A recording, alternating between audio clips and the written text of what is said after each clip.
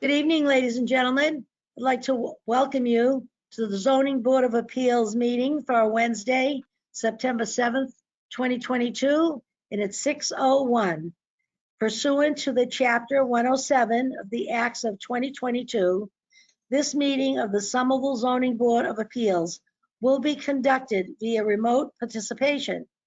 A recording of these proceedings can be accessed at any time using the registration link on the top of this agenda.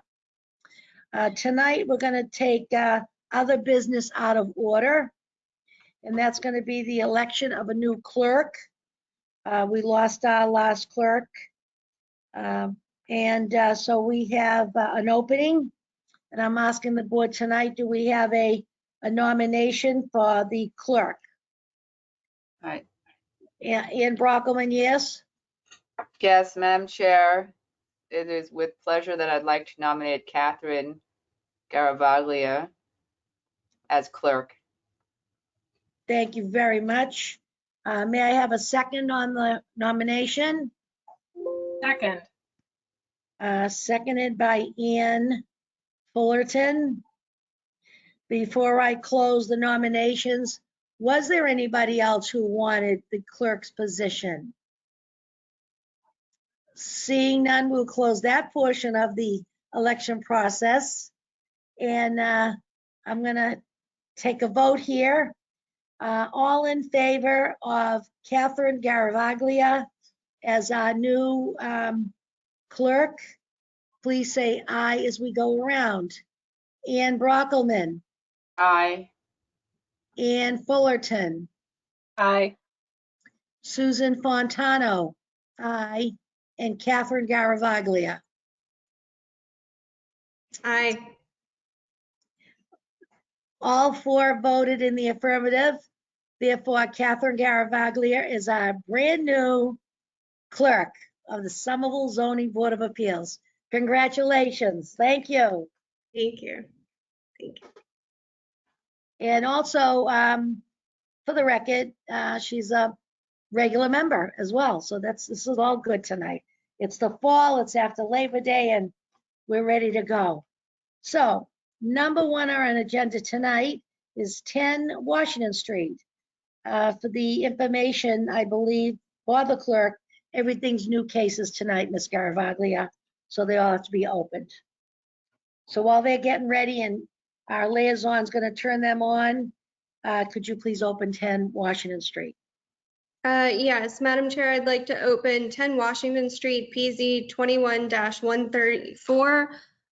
The applicant is proposing to develop a 4-story LEED Platinum commercial building in the CI zoning district, which requires site plan approval and 1 special permit. Thank you very much.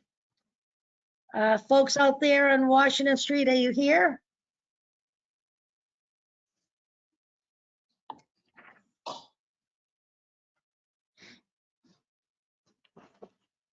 Madam Chair, this is Charlotte speaking. Andrew, Yes. Can you indicate who is from 10 Washington?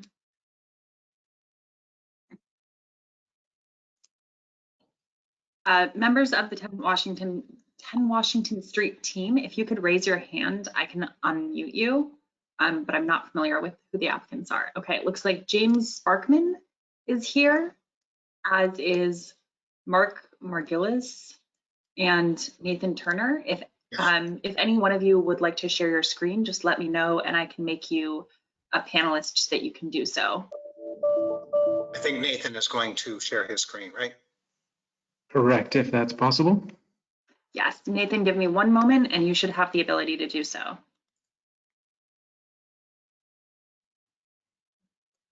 And if there's anyone else on your team that should be unmuted, just let me know and I'm happy to do so. Sure. I think is Kevin McCall on the line also? He may want to be unmuted as well. Kevin McCall is here and Yes. is unmuted. Great, thank you.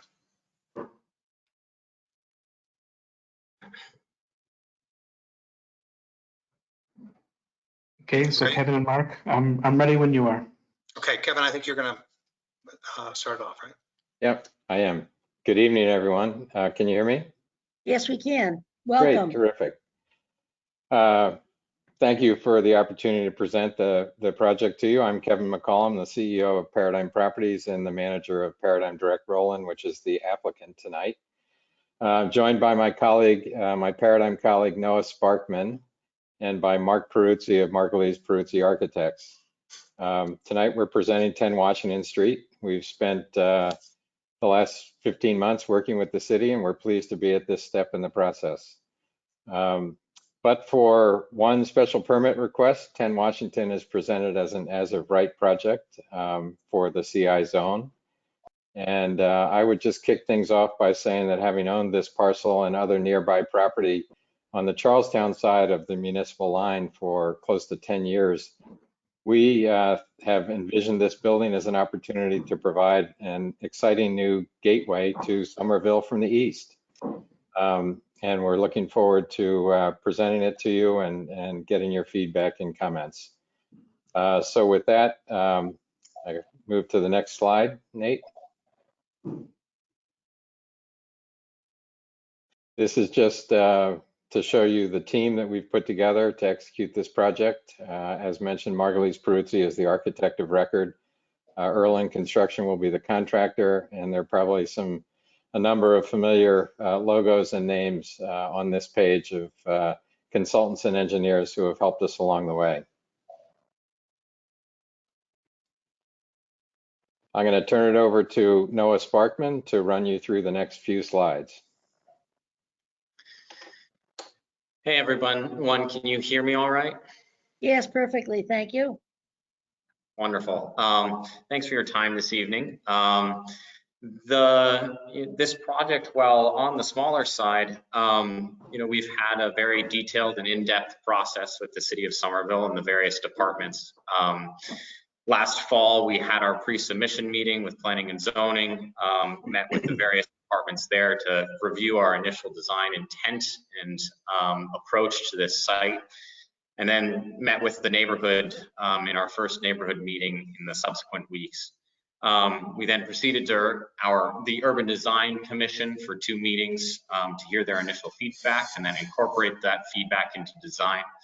And then we went back to the neighborhood to review those revisions with the community and get any further feedback on the building itself and the site plan approach. From there, this past winter and spring, we worked diligently with the various subcommittees of the planning and zoning team and the rest of the city's departmental review teams. This included mobility, engineering, open space, economic development, and planning and zoning. And this spring, having received final sign-off from all of those departments, we completed our development review application submission.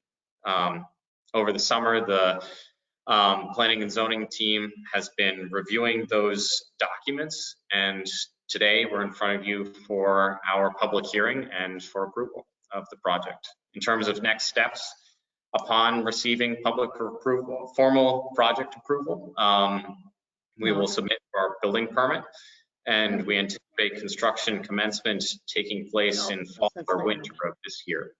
Construction completion is slated for spring of 2024. Nate, can you move to the next slide? Absolutely.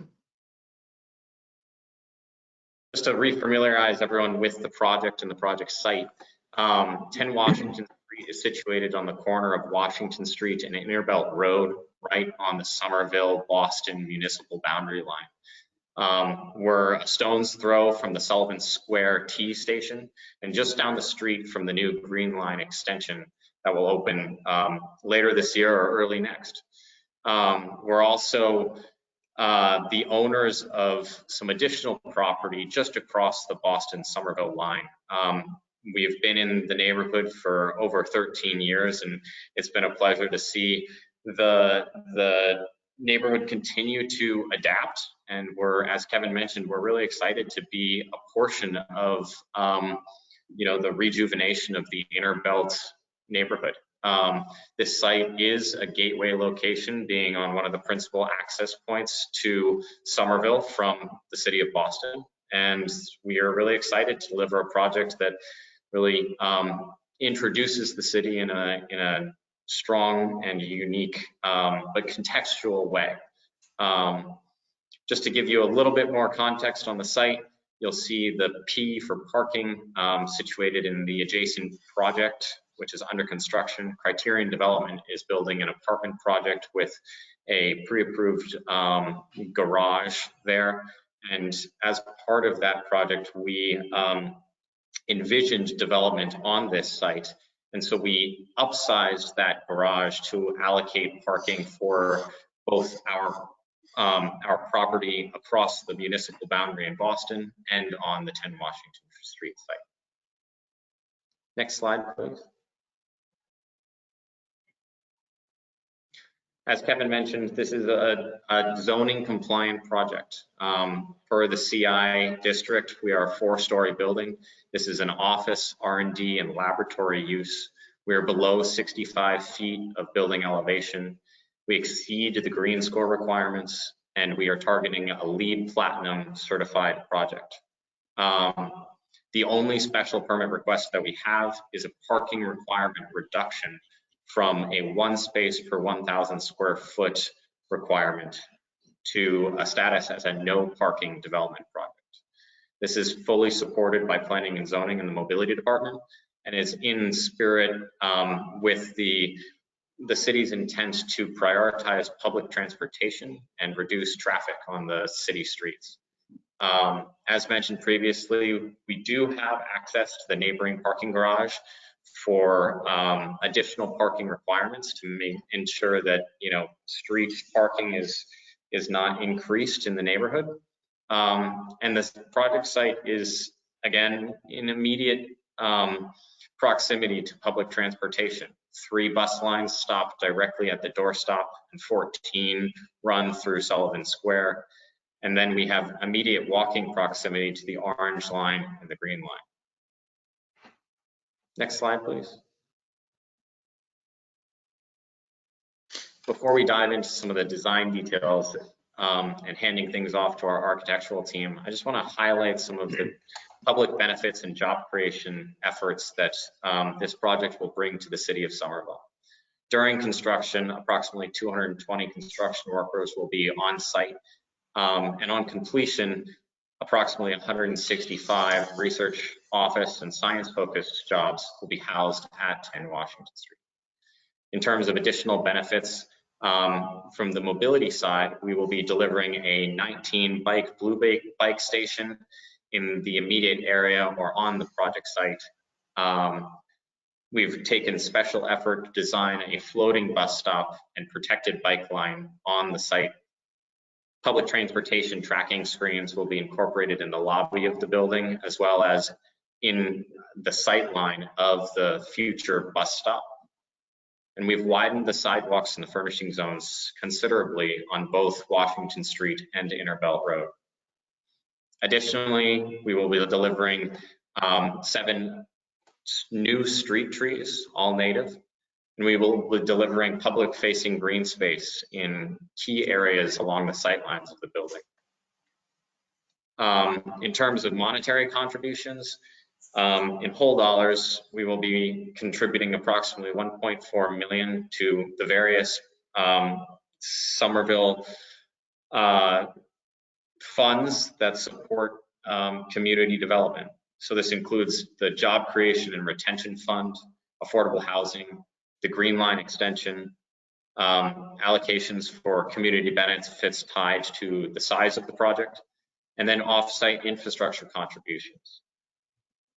Lastly, before handing it off to Mark Margulies, I want to highlight the fact that from the outset, we've been very conscious about planning a environmentally friendly and forward-thinking development project. As stated, this is a LEED Platinum certifiable building, and we are targeting full certification. We've implemented the use of cross-laminated timber floor construction to ensure that we're sequestering more carbon than the typical construction materials. We've designed a highly efficient mechanical system and for both the mechanical equipment and the facade. We have on-site stormwater retention. We are pursuing native plantings throughout the site. And we're bringing a green roof to our building to ensure that we're not increasing any heat island effect. With that, I'll hand it over to Margulies Peruzzi to walk through the rest of the project design. Thank you, Noah. Thank you, Nate. If you can move to the next slide. We're happy to talk about the architecture, which is, we think, a great combination of historical reference, contextual with the mill buildings in the area, and yet contemporary and looking toward the future. We can spend as much or as little time on the architecture as you would like, because I understand that this is more about the zoning in particular. But to give you an overview, this is the view from across Washington Street. The Somerville-Boston line runs right along the left-hand edge of the property, and this is what the front door would look like. Noah described already the major components and attributes of the building, so I won't repeat those things on the right because we already talked about those. Nate, if you can go to the next.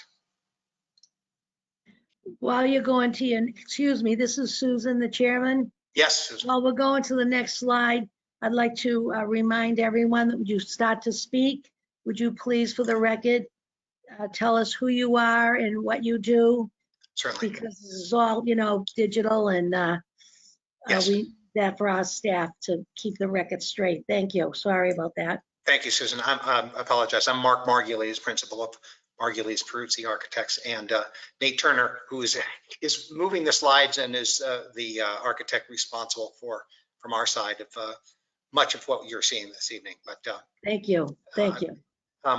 So Noah talked about the public improvements. I think it's important to talk about this in its urban context. This was a parking lot, and you can see that the new building is pulled back from the street to allow a combination of the bike lane and the pedestrian part of the sidewalk and the bus lane on Washington Street, as well as it's pulled back from Innerbelt to have widened sidewalks and street trees. You can also see where the green roof is around the right-hand and lower edge.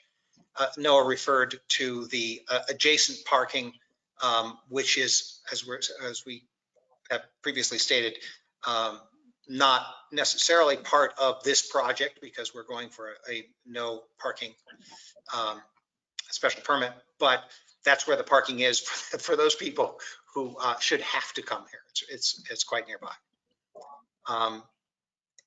Next slide, Nate.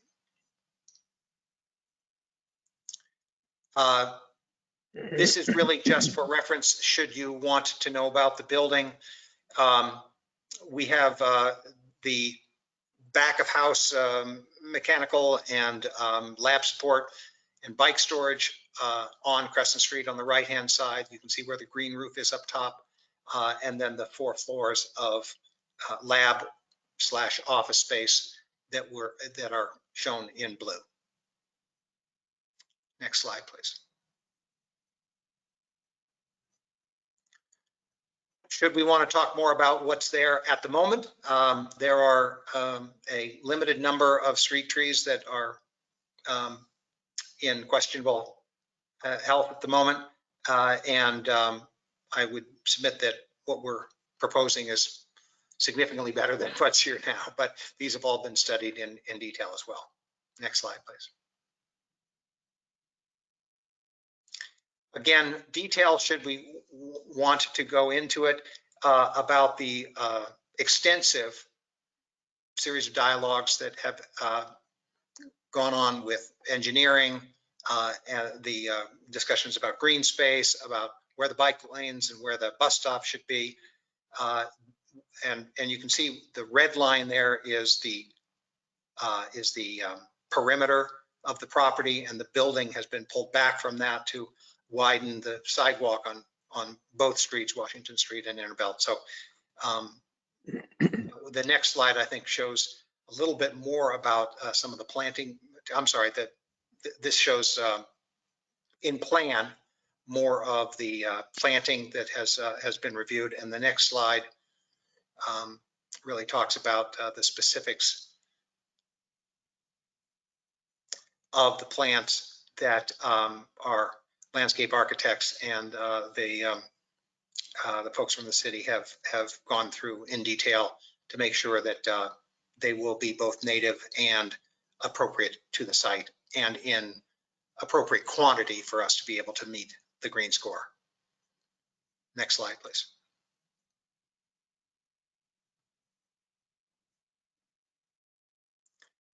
So this is looking back toward Boston. We wanted to make the building, which is reminiscent of a brick and beam building, also have a sense of modernity to it. So we have carved away the corner that not only allows us to have more landscaping, but allows people to see into the building, to be able to see the cross-laminated timber framing in the floors. So there will be a sense of it being both brick and beam on the outside and on the inside, a sense of the traditional, and yet also the transparency to have people coming from either direction get excited about the idea of there's some special science that's happening inside this building. Next slide, please.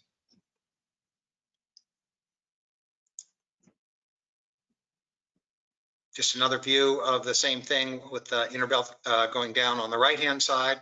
You can see where the bus shelter is and the entrance to the building on the far left. Next slide.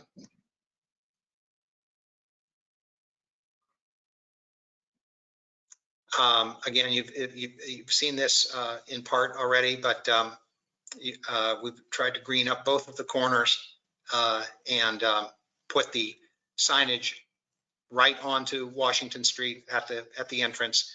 When you, and I think that the last slide, if I'm not mistaken, really is going from Boston toward, next slide, please. Yeah, oh, there's the close-up, and then this is coming into Somerville. So in the same, from Boston. So in the same way, the corner has been carved away on the opposite side. This will allow people, as they enter into Somerville, to be able to have a sense of curiosity as to what's actually happening in this building, which is largely brick, but has these two spots that are completely transparent into the cross-laminated timber on the inside. So I think that's one more slide just to sort of wrap it up. I'm happy to talk more about the any aspect of the architecture, or of course Noah and Kevin about the project and the special permit that we're applying for. Thank you very much. Thank you. And this is Kevin again, and that's it for our presentation. We're eager and happy to answer any questions or speak to any comments you have. Thank you very much. That was very nice. At this point, we usually stop and open it up to people in the what we call the viewing audience, the public, to see what they have to say, some questions. So I'd like to do that now if we could, Ms. Charlotte. Yes, Madam Chair, we can. So Okay. for members of the public who have not submitted public comment at a ZBA hearing before, the way that you can do that, there are two ways that you can indicate you want to speak. Way number one is you can raise your hand. There's a little button that looks like a hand, and you can press on that and we'll see that you want to speak. And way number two is you can send us a chat message just letting us know that you want to speak. We cannot accept public comment through the chat, but you can let us know that you're interested in speaking through the chat. So with that, it looks like Kate Byrne is interested in speaking. Kate, you are unmuted. Good And evening. as a reminder for everyone, please say your name and address before you start speaking. Good evening, Ms. Burns.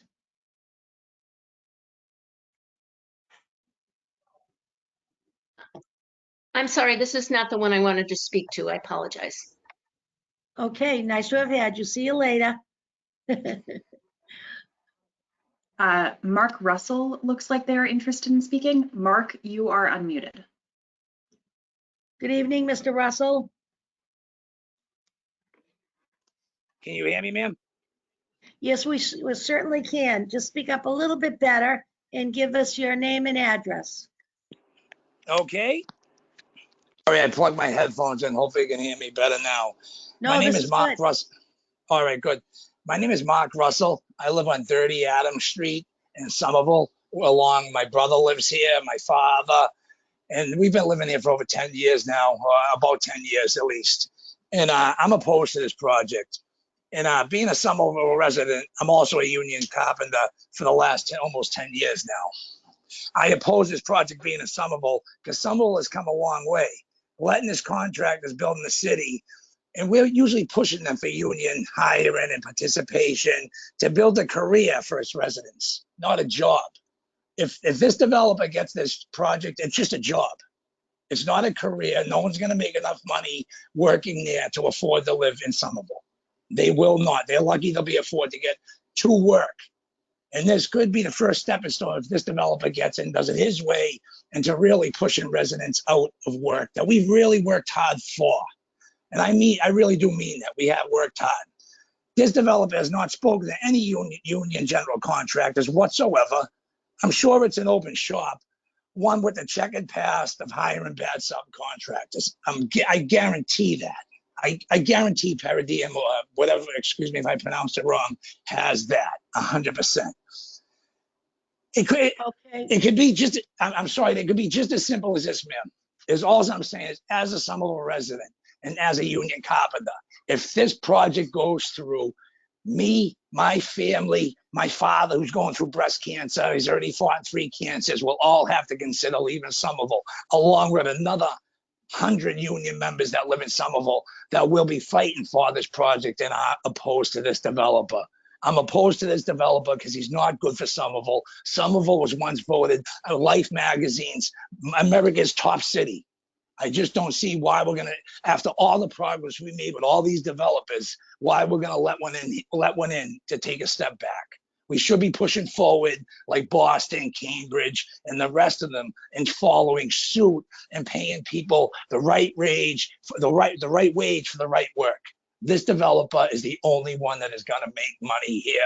We will starve. Mark my words. Thank you very much. Thank you, ma'am. Okay. Thank you. Bye. Charlotte? Yes, Madam Chair. You know what we have to do, the timer? Yes, I will pull up a 2-minute timer. Give me 1 moment. Just because I think there's quite a few people want to speak. We have. I other cases apologize. That's I okay. No apologize. problem, I didn't know it was Russell. 2 minutes. I apologize, ma'am. That's all right. That's okay. Have a good night. Meantime, Thank you. You too. Thank you. Thank you. Next speaker, please, Ms. Charlotte. If there's anyone else who wishes to speak, please raise your hand or send a chat message. I'll give it a few moments, but right now I'm not seeing anyone indicating that they want to speak on 10 Washington Street.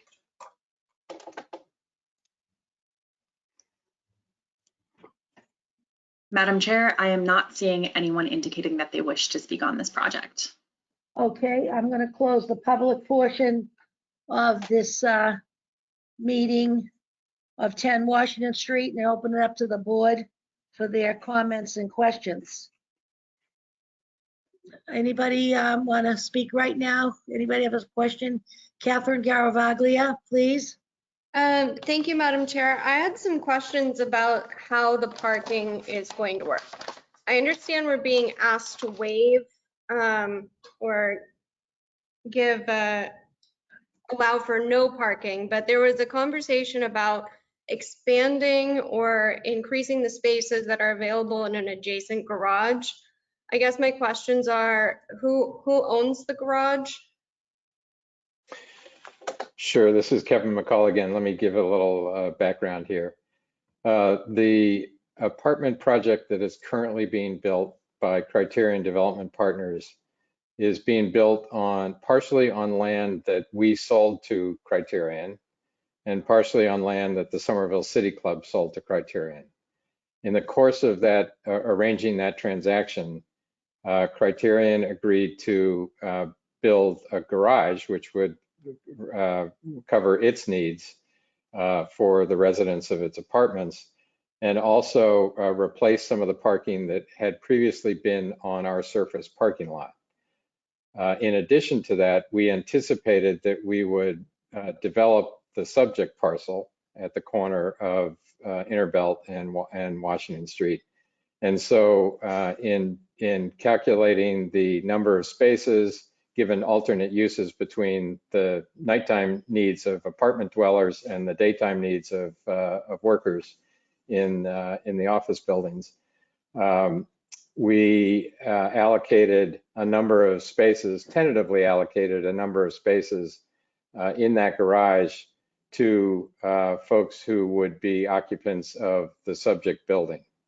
So, and that was, 70 to 80 spaces in the garage are available to occupants of this building. So this project is being proposed without any additional parking required.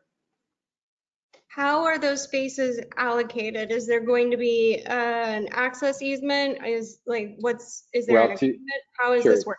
Sure. To your question, the garage is owned by the Criterion development, but we have permanent easement rights to over 250 spaces in that garage, and they are allocated to occupants of future occupants of this building, as well as occupants of the buildings that we own on the other side of the municipal line. Okay. That's it for me. Thank you. Thank you, Catherine. Ann and Ann, our architects, you have any comments on this? Ann Brockelman. Sure. I was going to ask a similar question, Catherine, just trying to understand the relationship between the two properties. Can you go over the numbers again? We just need to understand, be able to quantify how many spots would be required for this project. And I didn't write them down in time. How many spots are in the garage? I know you submitted a lot of information. Yeah. Is there a grid somewhere? I'd just like to understand the quantifiable number of relief. Sure. From what to zero. And then I guess maybe, Catherine, I'll lean on you on how much do we need to understand or review these agreements? That's, kind of outside of my wheelhouse. We give relief and then they're just saying there's an easement. Do those things need to be submitted? So that's part two of this question. But if the applicant wants to just help us understand the numbers Sure. first. Well, let me start with the numbers. We have, we meaning the ownership of 10 Washington Street, the subject building, as well as 52 and 56 Roland Street, which total about 140,000 square feet between the two of them. And they're on the Charlestown side of the line. So that is we, as I speak to it. We have permanent easement rights in perpetuity to 258 spaces in that garage. And as I indicated before, we had along the way roughly allocated 70 to 80 spaces for this parcel, for what would be built on this parcel, to replace the 70 or so spaces that are currently surface parked on this parcel. And that is the same number of what would be required? I'm sorry? That 70 to 80 is the same number as the requirement the requirement under the zoning would be one space per 1,000 square feet, which is 78 spaces. Got it. Okay. So in effect, we're replacing the 70 spaces that we have in the current surface lot with 70 to 80 spaces. It's not a finite number. It can move one way or the other a little bit in the garage. And that property right where the garage is, they definitely do not need the 70 to 80 spaces. Did you provide more parking than needed for just that? Well, yeah, and the the balance of the 258 spaces are available for tenants in the other buildings, the other 52 and 56 Roland. And that does satisfy that requirement. Yes. And Roland is Boston as well, you're saying? So you, Yes.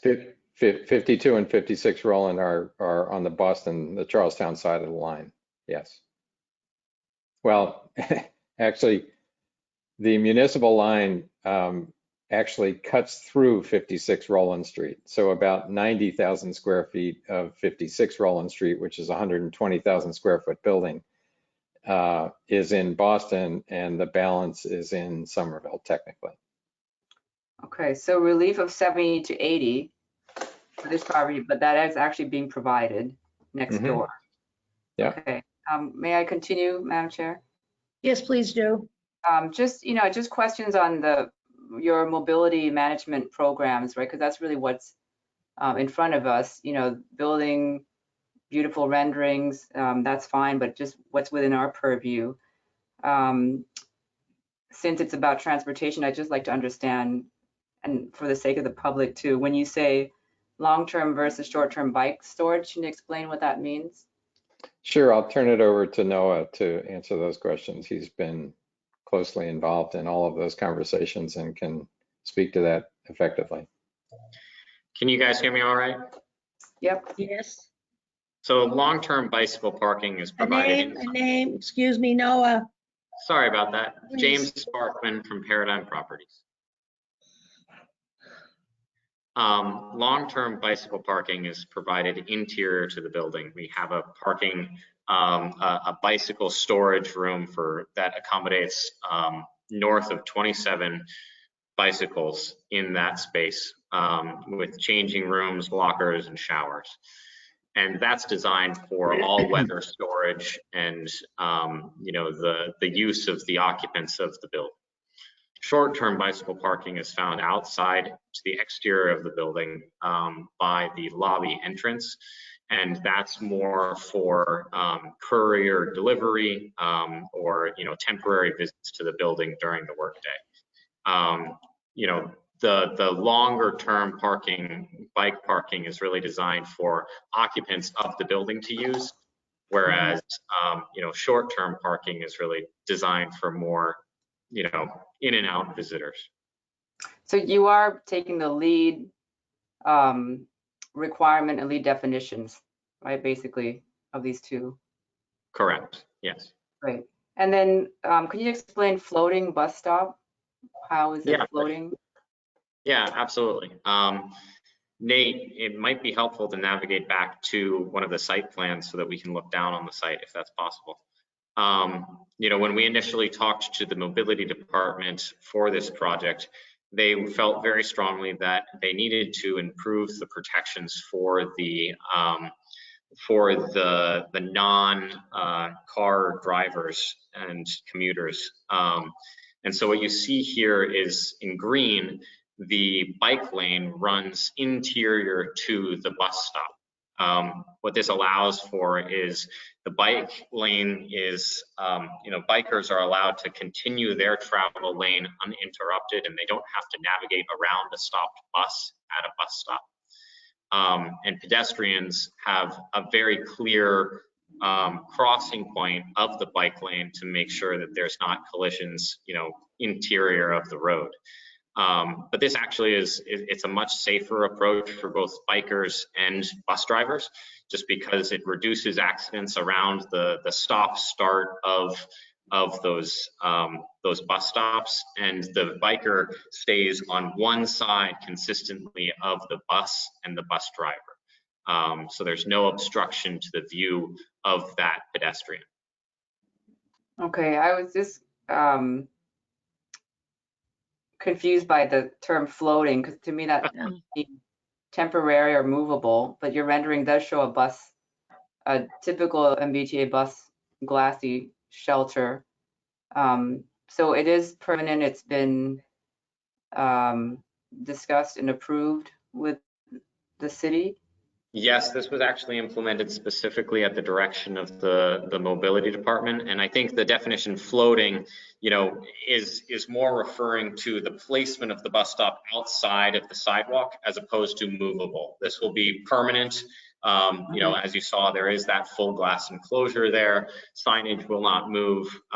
You know, this is, it's just the actual building treatment here of the space between the sidewalk and the bus stop. It floats from the sidewalk. Okay, got it. And then last point for me, Madam Chair.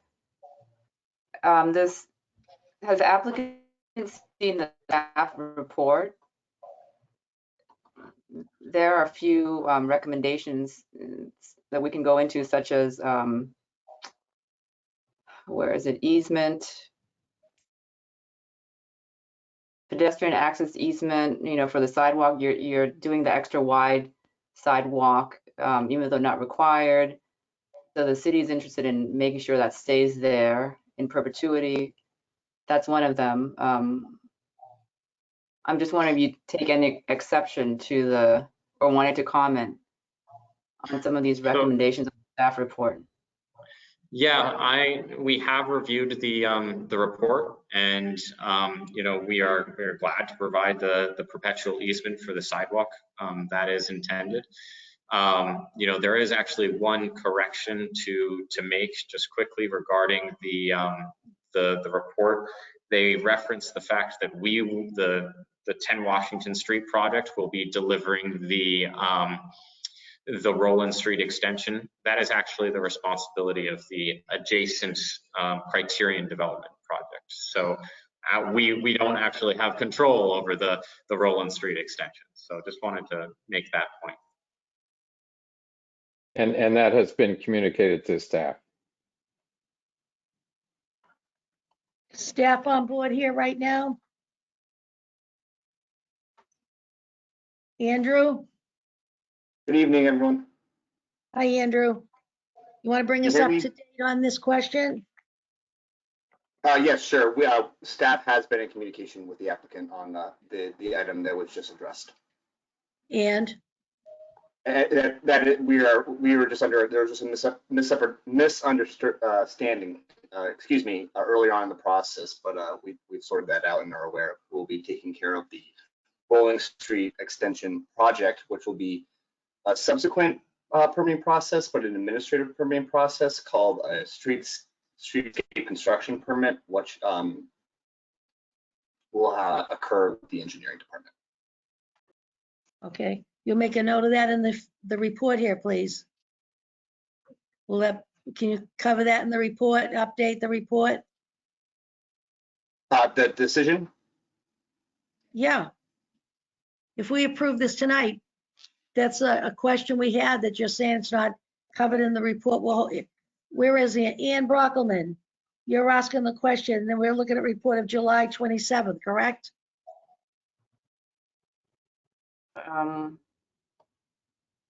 Yes. You know, yeah.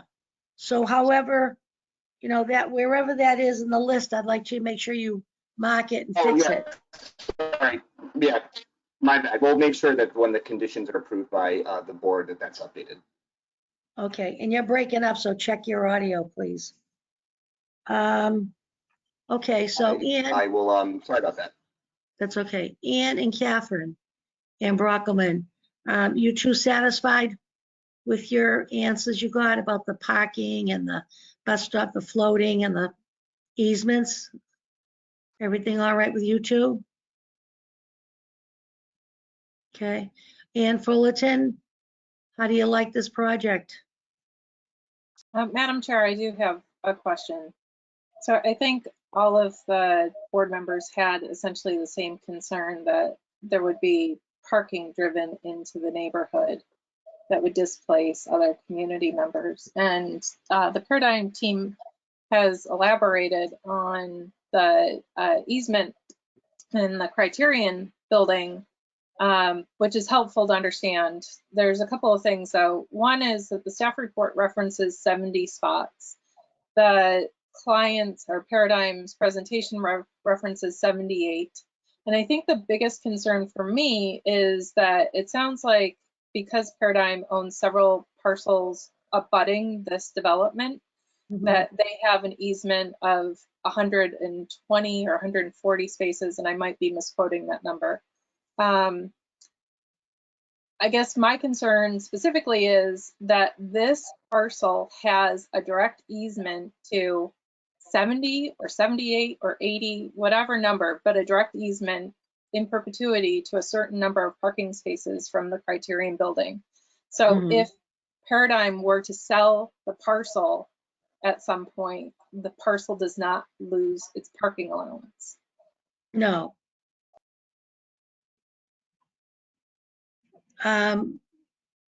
Client applying, is your attorney on board here? Or somebody that can answer this? We don't have an attorney on the call. And What about in our staff? Have you discussed this at all? What happens to this? So real quick, actually,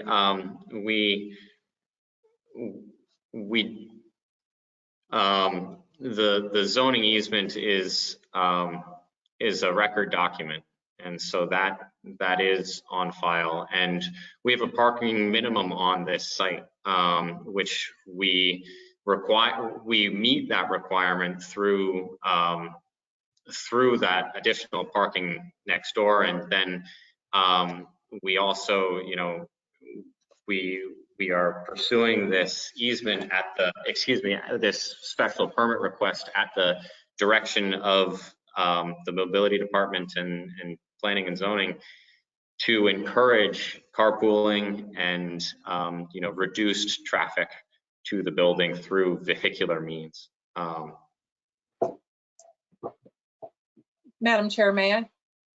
1 second, who's just speaking?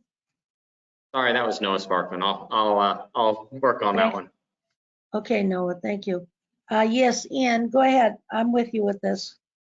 So Noah, I guess my concern is how do we know that a percentage of the parking in the Criterion development is in perpetuity assigned to this parcel? And I realize, this is a record conversation. It would have a record special permit, but again, my concern is that right now Paradigm has a larger volume of parking as an easement, and you're sort of floating a certain number towards this particular parcel. And while we support the in concept, the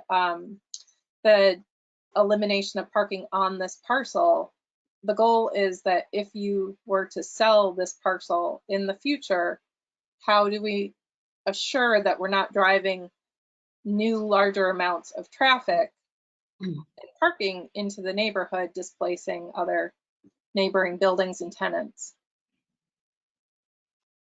Yeah, this is Kevin McCall again. We don't have a document to that effect, and our approach on this in discussions among ourselves and with mobility has been that what we're trying to accomplish is less parking, not more. I understand your point, but we're trying to reduce the amount of traffic and thereby meet the city's goals with respect to mitigation. So. That's Mr. McCall, with all due respect, we understand that that's the goal of your specific proposal, but my concern is, again, property gets sold. So how do we assure that the next ownership of this parcel won't be left high and dry without parking? Because some amount of parking is needed to support this parcel. If that's a requirement of the city, we can document that to maintain or to accommodate your suggestion that we allocate a specific number of the spaces that we have access to in the garage to this parcel. If that would meet the board's requirements, we can certainly do that. It's not something that we had anticipated for the reasons that I described, but I understand your point. Catherine Garaglia. Yes, Madam Chair. I'm not giving any sort of a legal opinion, but can confirm that this parking easement agreement is of record. Provision I of the recital states the parties intend that the easements, covenants, rights, obligations, and other provisions of this agreement shall run to the benefit of and bind the respective properties and the owners from time to time of the properties or any portion thereof and their respective heirs, successors, grantees, and assigns, including any tenant who has been granted such rights by a party pursuant to a lease. The document further goes on to give rights in 188 spaces to the office owner member. I could be misquoting how the applicant team is identified in the document. So I do think their numbers are slightly off from memory from what I'm seeing, unless there's a proposed amendment to the agreement, but I would suggest that they consult with counsel and give an opinion as to that. Maybe there are further discussions going on, but without the benefit of a survey or a title exam, the document itself seems to give the perpetuity requirements, which in title world we would refer to as it being appurtenant. I have not had the opportunity to review for termination. Hey, just real quick, I think that Jen Schultz from Sullivan and Worcester, who has been with us on this project, is on the call and she has her hand raised. She is counsel for us if for the project. Don't mind her chiming in as well. No, thank you. That was Noah Charlotte? Sparkman. This is Charlotte speaking. Jen, you are unmuted.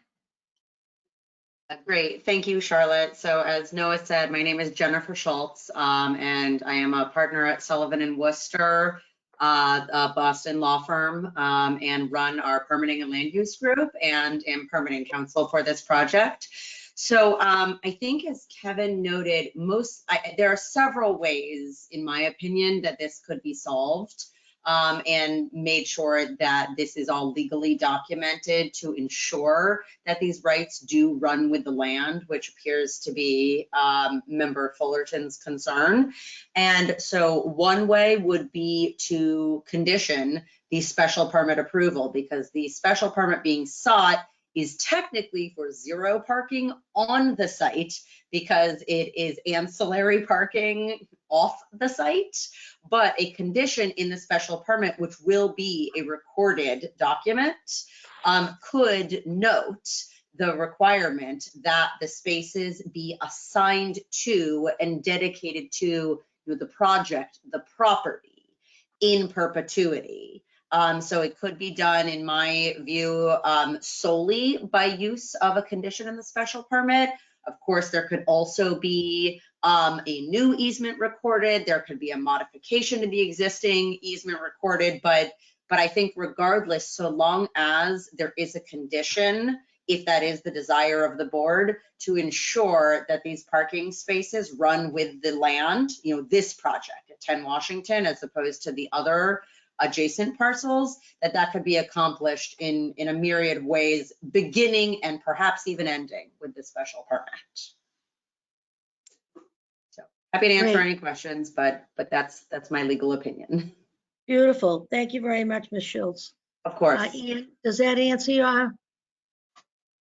Thank you, Madam Chair. Yes, actually, that was very helpful. And so I guess my follow-up question is, because there's been a little bit of discrepancy in the number of spots quoted, again, the staff report versus the presentation, if we were to condition what was in the staff report, does the rest of the board feel comfortable with that number? Would you prefer the higher number that is recorded in their presentation?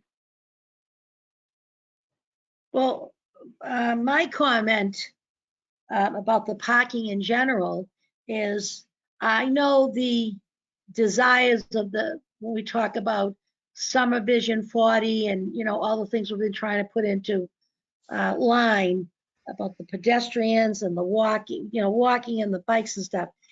That's all right now. It's all good in the works and it's a plan and it's ideal, but we have to be a little realistic. And that's sometimes where we come in with your question, Ann, and both Anns really, and all three of you gals. But my thing is, you allow so many spots, and I realize we're biking and pedaling, but how many people are going to be consuming this area? I know Washington Street in the inner belt is more business, and I like that it's going to be research and development with maybe a small retail on the bottom, because if it was resident, I wouldn't be happy. I live on Mount Vernon Street, but I live on the other end by Broadway, and Mount Vernon Street's all residential, and there's all families and homes there. So with a business down the end and people coming into the area, they're more apt to take public transportation. They're more apt to bike. They've got the little room there to park their bikes and take a shower and get dressed and be ready for work. That's a different type of people we're bringing in there than if it was a residential building. If it was residential building with no parking, the streets all around there, from Myrtle to Florence to Mount Vernon to all Crescent, they'd all be loaded with cars, because it happens on my street now with just Sullivan Square and Broadway. The days there's no work, the days there's no holidays, the street's empty. The days of working day, we look out at 7 o'clock in the morning, boom, that's it. If you have to go out for an appointment or the store or anything, and you come back in 10 minutes, there's no parking for you on the street. So my concern is that it is going to be research and development. I'm happy. I don't mind a little retail on the bottom, because people in the building are going to use it, or people around there. There's the Holiday Inn across the street. There's the new hotel type of business or something that's going up with the Somerville City Club right next to you. I think it's going to be beautiful.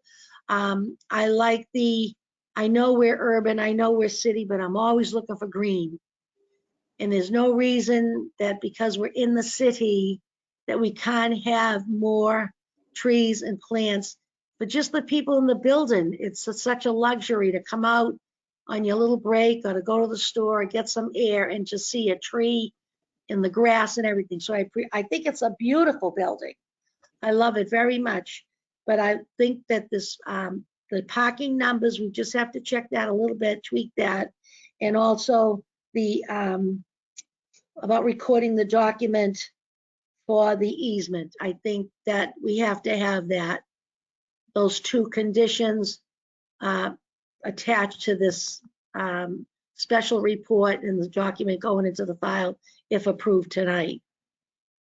And if staff, 1 minute, Ann Brockelman, if staff's listening, you guys back there, start writing what the wording, the wordage should be. And I like what Ms. Schultz said, and I'm sure she could help us too. And if we like it, we like it, and we put it right in. And Ann Brockelman had her hand up. Yes, Ann. Madam Chair, if you'll indulge, I'd like to think this through just a little more. Okay. Andrew, can you explain why on page 6 you do say staff do not recommend any conditions? Because I'm thinking it both ways, right? We understand that the goal is to reduce parking, and we can't tell what the future holds. Maybe with a public transportation, the Green Line, time could prove us that 80 is too many, or 70, 80, we just don't know at this point. On the other hand, can you explain again who has rights to use the garage if it's more than one property?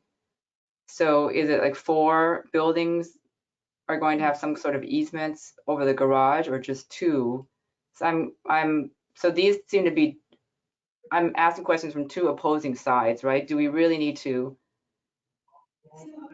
just say give parking relief and not bind them to the 80. On the other hand, are more spots being promised through all the it seems like there are a lot of properties who have relationships with each other with a developer. But maybe start with staff. Andrew, you do say you do not recommend conditions, just give them the relief. Is there more to explain to us?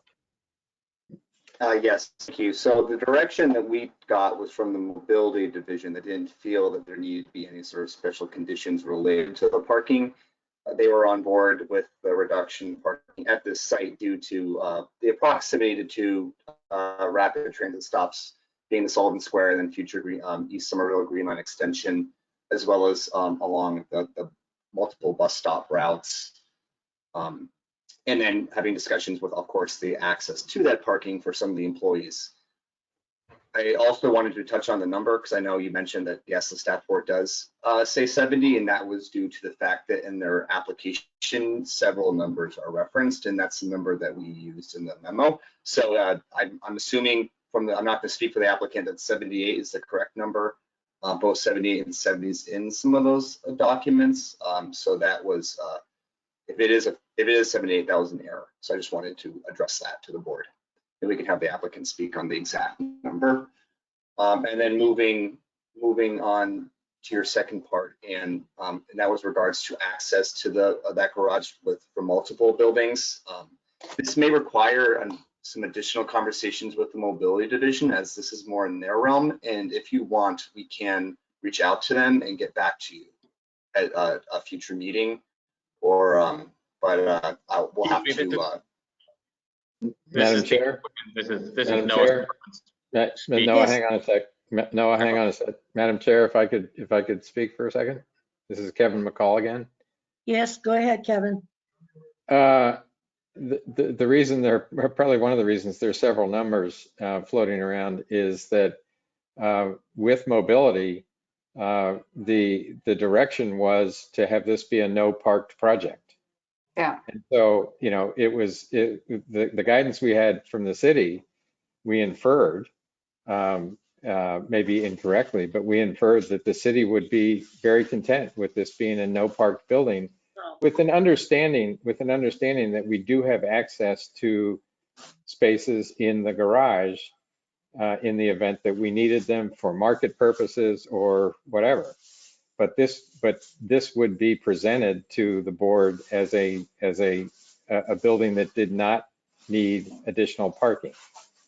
Yes, I understand, the multiple sides of this question, and we certainly don't want, had no intention of not having any parking available for this building, which would lead to concerns about having a bunch of cars parking all over the neighborhood. I understand that concern, and that's why we're trying to thread the needle, if you will, to let the board know that we do have spaces available. But to the point of, if we went to sell the building, if we could sell the building and the buyer was content with no spaces in the garage or 30 spaces in the garage, that would be fine with us, because it would leave us with those spaces to use for other buildings that we have. So, Madam Chair. Yes, Dan. Yeah, no, I think this conversation is important because, we are trying to split hairs, right? It's yes, you can have a building with no parking, but by the way, incidentally, there's parking next door, as the applicants now clarified, and I think we're understanding it now, versus we are approving parking relief because you are providing 78 next door, right? So are we tying it together or not? So I'm just making sure we're all on the same page with the difference between these two directions. And then what is the garage is built, or it's being built, how? The garage is built, it has not been opened yet. Okay, it's completed. Okay. It's about 90%. So, I mean, you could go down the road decades and, I mean, I think the demand will also dictate what happens, right? But if less parking is required, you know, is there a scenario where the garage is then redeveloped? Or sold or become a non-garage? Or we don't care, right? Because we're just trying to reduce parking. Yeah, I mean, I don't anticipate that the garage would not be needed anytime in the near future, or not be usable. But from our point of view, our objectives were consistent with mobility's objectives, which is to try to drive people to public transportation. And Yeah. so the fewer spaces we have, the more dear they are, and the more opportunity there is to drive people to other modes of transportation, other modes of Yes. commuting. I think we understand, yeah. I'm good, Madam Chair. Thank you, Ann. Andrew, I thought you had something you wanted to add? No, I just wanted to continue that if the board felt they need more information for mobility, that we can make sure we can address that with mobility, any questions the board has. Yeah, I mean, I get what Mr. McCall's saying about the mobility report in the committee, but I'm not ready there. I'm not ready to go there. I'm looking for some spots. And I mean, in the future, they own the building. If things change 10, 20, 30 years from now, that could become a public. They could sell spots, you know, to people to rent that, you know, people, I am like 2 blocks from Sullivan Square. People come and park on my street to take the T, not to spend the $5, $6, $7, the hockey games, the basketball games, all that stuff. So people on any committee, ideally, we're always looking for nicer, better, cleaner air, cleaner streets, no crime. It's just not realistic sometimes. You can wish it all you want, you know, the pencil pushers, the planners. But we have to have some. We have to have some. And I want to straighten this out before we go any further. I want things clarified exactly. We've been spoken to in past months going by about, you know, how we have to word things, say things, get things down in writing. So the parking is still an issue for the special permit rules. So we have to find out. So what are some of the exact questions we have for the, we had somebody trying to speak? Madam Chair, if I may. Who's this? You know, as Who am I indicated speaking a to? few minutes ago, it's Kevin McCall again. Okay, Kevin. As indicated a few minutes ago, you know, we'd be happy to, as suggested by Attorney Schultz, we'd be happy to document access to the garage associated with this building. I think we just need the board to provide some guidance on what the right number, what the board desires in terms of number of spaces. The documentation of that would be easy, and I would hope that we wouldn't miss an opportunity to avoid a continuance because we're trying to figure out what the right number is. But I think that's important, Mr. McCall. Documentation, you know, you don't want any parking. The city mobility, they don't want any parking. Who are the big shot executives that come into this R&D? Where are they going to park every day? They're going to take up one of those spots. What about certain people? Now, what happens with this first floor retail type thing, deliveries and where are their trucks going to line up? Where are those people going to park? That all these employees. As indicated, we're happy to accommodate a number that the board is interested in having us commit to. The zoning would have required 1 per 1,000, so 78 spaces.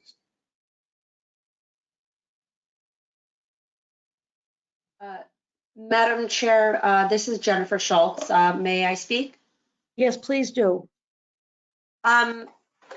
One suggestion perhaps might be that the special permit condition include a requirement for a minimum number of spaces and then up to 78 spaces, such that 78 could be, if ever that were utilized for the users of the building, would keep the building in zoning compliance.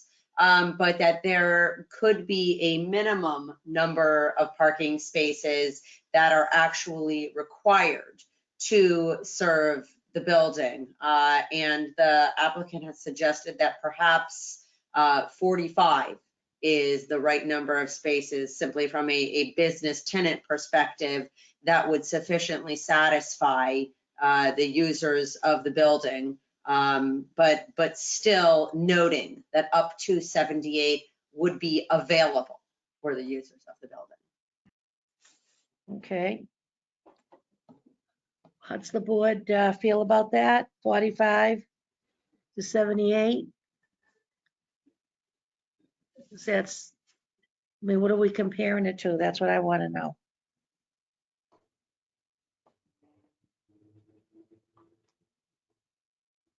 We can't see you, but I don't know if you can see us. We're all just pondering right now. Madam Chair, I don't know, we can, I mean, there's a lot of information submitted. There's a parking trip study, if the applicant wanted to call that up. And the staff report implied that that was likely conservative, meaning more trips than likely. So I think if we were to deviate from the zoning, which is 1 per 1,000, Yeah. we would need, you know, some analysis Excuse me. to back that up. Well, I think it sounds to me right now, we need another meeting that we can really think about this individually, go back, take a look, and then come back at our next meeting and go through this. Is that, yes, Ann Fullerton, yes, please. Madam Chair. Yes, So, ma'am. I also don't want to continue this proposal if not necessary. So I'm Okay. trying to figure out where the 45 came from. My guess is that the development team has an analysis of the use groups and are using a specific percentage based on that use group to derive that 45. Is there something that Mr. McCall, you can share with us about how you guys landed on that number? Because I think that for us, it's hard to justify any number except the 78 because we have a rule to align that with. Madam Chair, this is Noah Sparkman. May I speak? Yes, go ahead, Noah. This is from the developer.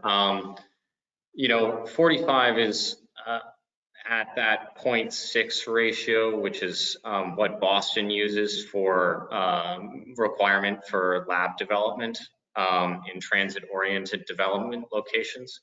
So that's what was really driving that 45 per square foot. You know, we're glad to move that higher if required, but we wanted to provide a bound where there's a floor and a ceiling, which reflected, you know, reasonable levels seen in the immediate adjacent area.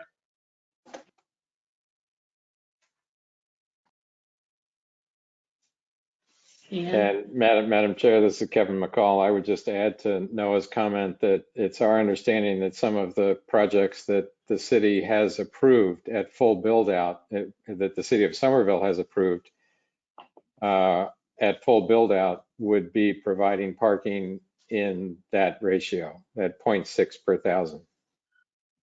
Okay. So there's some basis for that number of 45, if it's acceptable to the board. And I think what we're proposing is we're not drawing a line in the sand at 45. We're just suggesting that the trading range, if you will, is 45 to 78, so that we can try to, as I said, thread the needle and accommodate the multiple, but perhaps sometime competing desires of the city.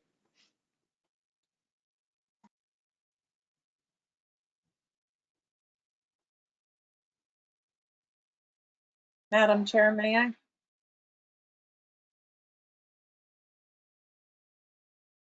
We can't hear you.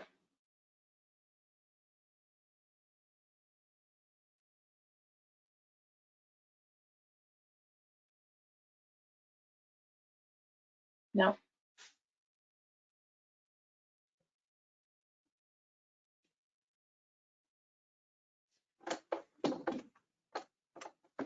I think we can hear you now. I'm talking now. Yeah. Okay, thank you. Thank you. Andrew, are you aware of the 0.6 ratio being something that has been used in the past for development in the Somerville area?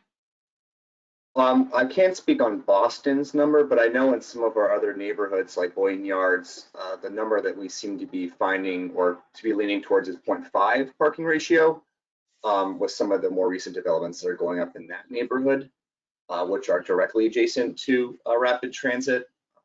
I wanted to speak also, I had my hand raised a little earlier, but I wanted to speak a little bit more on the city's reasoning for supporting the special permit for no parking. And partly due is that we want to see areas that are in transit areas like this, really to promote more of that transit-oriented development and really, reduce parking in transit areas, particularly when transit, bike, and pedestrian improvements are being proposed, really help align with the goals of Summer Vision, which is the comprehensive plan for the city. And the last thing I'll add on that is that if the board would like to continue this project to another meeting, we can always ask Mobility to be present to also provide more information if necessary. Madam Chair, this is Noah Sparkman. May I make a quick comment? Sure, absolutely. As part of the mobility management plan, which has been executed for this project with the Director of Mobility, the project, the building is also required in perpetuity to provide certain benefits or to require in lease documents that certain benefits are provided to the occupants of the building. Those include Blue Bike memberships, so subsidized by either the landlord or the tenant. And additionally, those include public transit passes for the Noah, I read a lot of the report here. I didn't get to read it all, but all that, I read all that. Okay. We understand all that. Okay, just wanted to clarify. I don't think, I'm not ready to vote tonight. I don't know if anybody else is. And I usually say the pleasure of the board. And this is a beautiful project, but I just want to understand what, this mobility package is all about in the parking, seeing that that's what we're looking at here. So I hate to disappoint anybody, but unless my staff, the planning staff or the board can tell me different and that they're really comfortable with something, I think we still have some little questions ironed out in our heads. And they're probably, the answers are right here in your report, but it was a lot to read through. So what's the pleasure of the board? You folks want to spend time tonight ironing this out some more or what? Catherine. Madam Chair, I think I'm ready to vote on this, and I can give you my reasonings of where I'm at if you think that would be useful. Yes, I want to hear what all you folks have to say. That's what I say. We're all together here. The city's recommendations in the staff memo are for no parking. I think a lot of us are hesitant on that because we're concerned about the reality of people driving in and then not having guaranteed parking. We do have an easement of record that guarantees parking that's pertinent to this location and an adjacent hotel. It's 188 spaces per the record document. There are no specified spaces that are specifically only for this property from what I can see in my limited review at this time. I think Andrew just indicated that 0.5 is a number that's often used in areas where there's a lot of transportation around Somerville. This is definitely an area in Somerville where we have a lot of transportation. I think that's a number I could get comfortable with as setting a floor and putting up to the 78 as was suggested by the applicant's counsel. Okay, thank you. Anyone else? Ann Brockelman, all right, Ann Fullerton? Madam Chair, my thinking aligns very closely with Catherine's. I feel comfortable with the idea of our special permit having a condition attached to it based on council's advice. And I feel comfortable with the idea of a range. I think that we're all struggling with the same idea that we're just trying to protect the surrounding community. And the parking spaces is mentioned in the mobility report. So it's something that the mobility group has definitely been reviewing as part of their overview of this project. So again, I think that I would be willing to vote tonight and with the condition attached of directly allocating a range of spaces. Okay, great. And when you say about the council advice or the range of spaces, I want these numbers tonight. And I want you all to be happy with them. Okay? All right. And Ian Brockelman's next. I guess I'll say that, you know, after our lengthy discussion, I've come to be comfortable with a condition. I mean, I think we all supported the spirit of the proposal, but didn't want to be reckless with our optimism to, you know, in the short term anyways, to reduce parking. But it sounds like we've settled on, you know, a good middle ground. So I can be persuaded, or I have been. Great. That's well, you ladies all had these questions, and it's my job to make sure that you get answers so you can vote. Where's Andrew? And Emily's here, I see.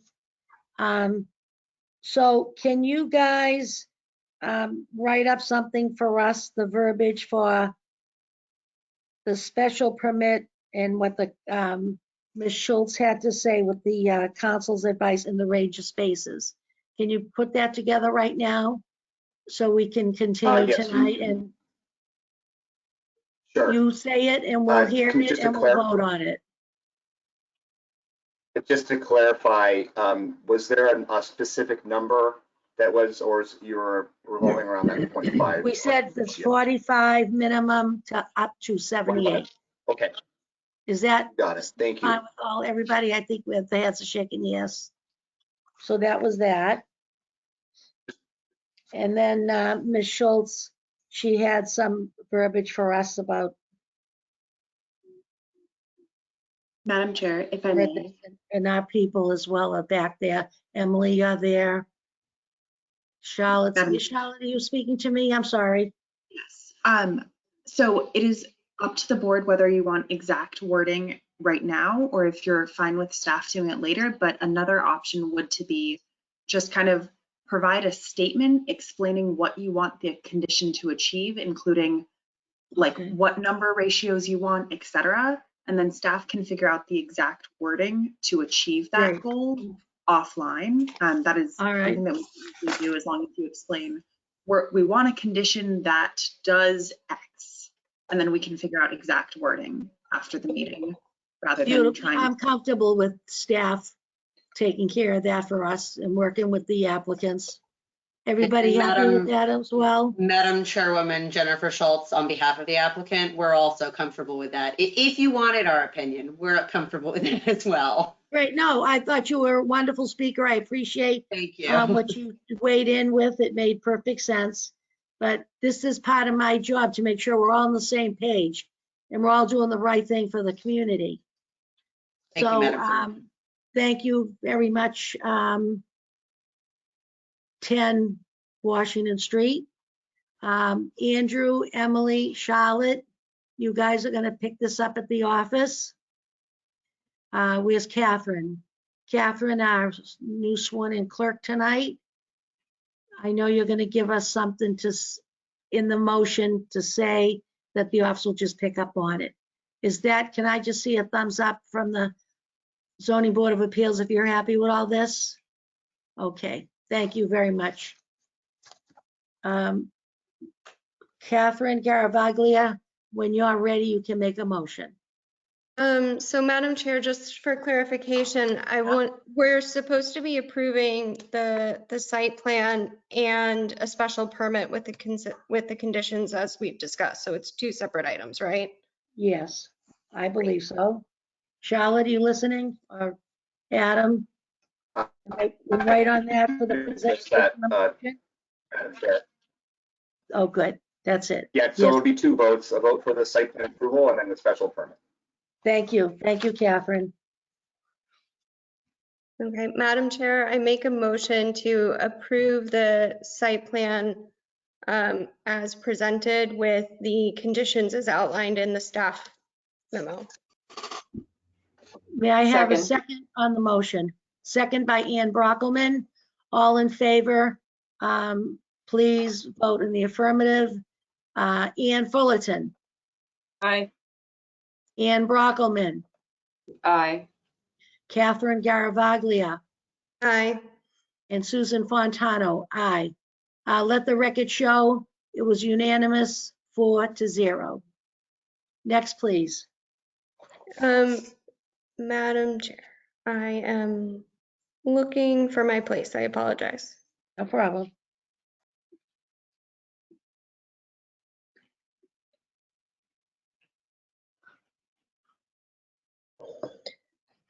Take your time. No, Madam Chair, I make a motion to approve the special permit for parking relief with the conditions as discussed earlier, setting a floor and a ceiling for the parking ranging from 45 to 78 spaces with the terms to be recorded. Second, please. Second. Ann Brockelman. Thank you for the second. All in favor, go around again.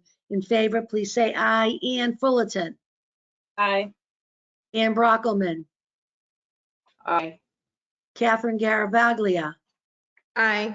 And Susan Fontano, aye. Let the record show that on the special permit, it was unanimous again. Thank you very much, everybody. Thanks for hashing this out. And congratulations to 10 Washington Street. Look forward to it in the neighborhood. Madam Chair and members of the board, thank you for helping us work through a tough issue. I appreciate your time. It was great work. Thank you. Have a good night. Thank you all. Okay. Let me get my papers out of the way. Thank you, ladies. We really worked that out. Yeah, take this. 1 second. Our next case, we're taken out of order tonight. We're gonna do 141 Central Street will be next. This here, all of this here, yeah, and this here. Thank you. Perfect. Ready? I'm ready. I'm done with this. No, this is great. Thanks, sis. Thank you. Thanks, ladies. I'm sorry, Catherine. Okay. Go ahead. Do your Madam thing. Chair, I'd like to open 141 Central Street, PZ 21-104. The applicant is proposing to construct a conforming building component to a non-conforming building type in the NR Neighborhood Residential Zoning District and requires a special permit. Thank you. Is 141 Central Street ready to take your Madam Chair? case on? This is Charlotte speaking. I have unmuted Dave Bischoff and Toby Wells from the applicant team. Okay, thank you. It's Toby Fisher. Hello. And who was the other party? Toby Wells and David Bischoff. And Toby and David, if either of you wish to share your screen, just let me know and I can give you permission to do so. Hi, this is David Bischoff. Thank you. Okay, thank you. Welcome, gentlemen. So tell us what you're gonna do. Thank you, Madam Chairman. This is Tobin Wells. I'm the general contractor for Can't David. hear you. David has a deck that's falling apart on the back of his house, and we would like to substantially be. Not loud enough. Wait a minute. Can you hear me now if I talk louder? Is that any better? Yeah, you were just getting all garbled, so I don't know what was happening. Try it again.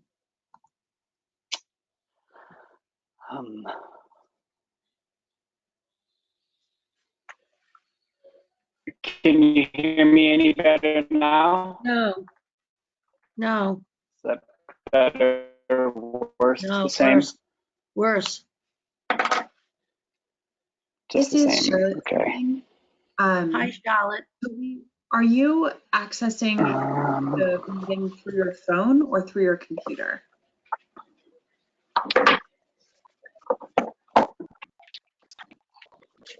I'm accessing it through my phone.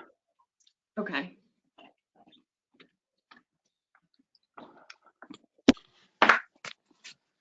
I'm accessing this through my phone. I don't know if you guys can hear me.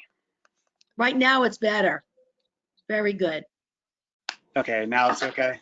Yeah. All right, I can thank you. talk through my phone as such. All right, sorry about that. Must have been a Bluetooth That's thing. okay. Good evening. I'm Tobin Wells. I'm David's contractor. And currently David has a porch, a current deck on the back of his house that is in poor repair and is unsafe. And we are substantially rebuilding it in kind. However, we would like to reposition the stairs slightly so they come off the deck in a different manner.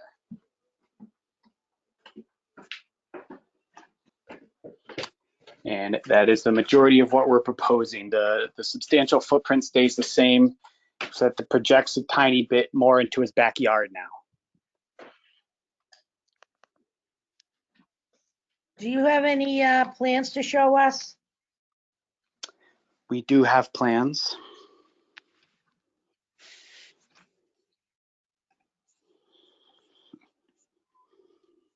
I would have to pull them up through my computer. Yep, go ahead.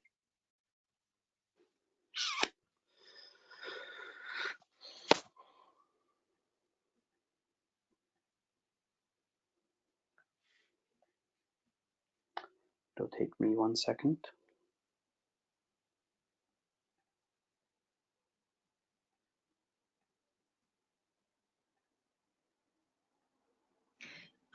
To staff, if Wendy's there, we'd like you to chime in on this if possible. Yes, Madam Chair, I am here. Thank you. The applicant is proposing to replace an existing projecting porch in the rear. The replacement will bring it more in make it even more conforming to current setbacks in the rear. I'm losing the audio here for some reason. And you're all on the summary proposal. Refers to the row houses. It's a local historic district. Yes. Now, did this item have to go to historic preservation? Yes, Madam Chair, it did. It went, I believe if I remember correctly, about a year ago before the Historic Preservation Commission and received approval because the porch is visible from a right-of-way.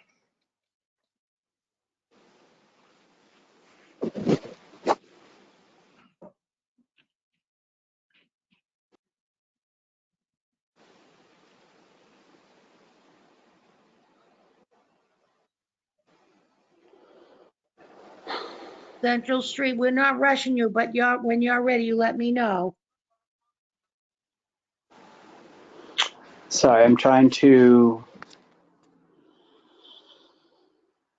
join through my computer. I apologize.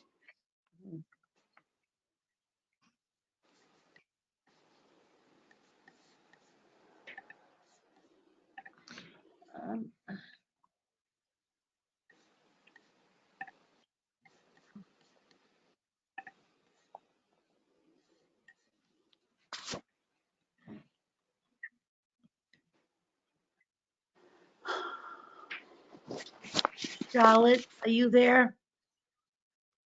Yes, Madam Chair, I'm here. Can you weigh in on this a little bit with me right now? It's the legal notice is they're constructing a non-conforming building component to a non-conforming building in the NR zone district, which requires a special permit. Okay, I get that. And it's already gone, they had neighborhood meetings, they've already gone through historic preservation, that's all cool. What, is this a new code here for us? That we have to consider that they're modifying? So, and Wendy can speak more, but I can speak generally about the code. One of the special permits that the new code has that didn't exist in the old ordinance is if there is a building type that isn't permitted in the district. So for example, the row house building type is not permitted in the NR district. And they're doing a conforming building component. So you're allowed to have a projecting porch in the NR district, but because they have a building type that isn't allowed in the district, it requires an extra level of approval just to make sure that the proposal that they're making is in keeping with the character of the district that they're in. So that is why they need a special permit tonight. If it wasn't a row house, they would not be before you. That's what I thought. Thank you very much. And thank you, Wendy, for allowing Charlotte to weigh in on this. I get it now. And the applicant, did you find your plan that we can look at? Madam Chair, it sounds like Emily from staff has the plans up on her computer and has offered to share them.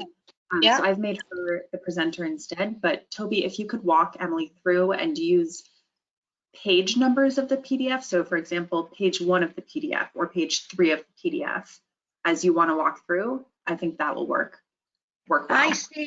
I see some of the plans now. All right, I found some. So here's the question, why I'm asking. You're saying you can see this from the street? Wendy? You can see the handrails from the street. Just the handrails? I don't. Porch, I see. Hi, this is David Bischoff. You can basically see the top of the porch from the street, from Medford Street. Yeah. But you can't see the bottom. Okay. All right. I see now. Thank you so much. I'm sorry, guys. Beautiful. That's why I just wanted to make sure. Okay, so do you folks on the board understand what's in front of you now with the voting? Okay, everybody said good, beautiful. All right, guys, continue, please. And I apologize hope I didn't upset your thunder here. I apologize. Go ahead.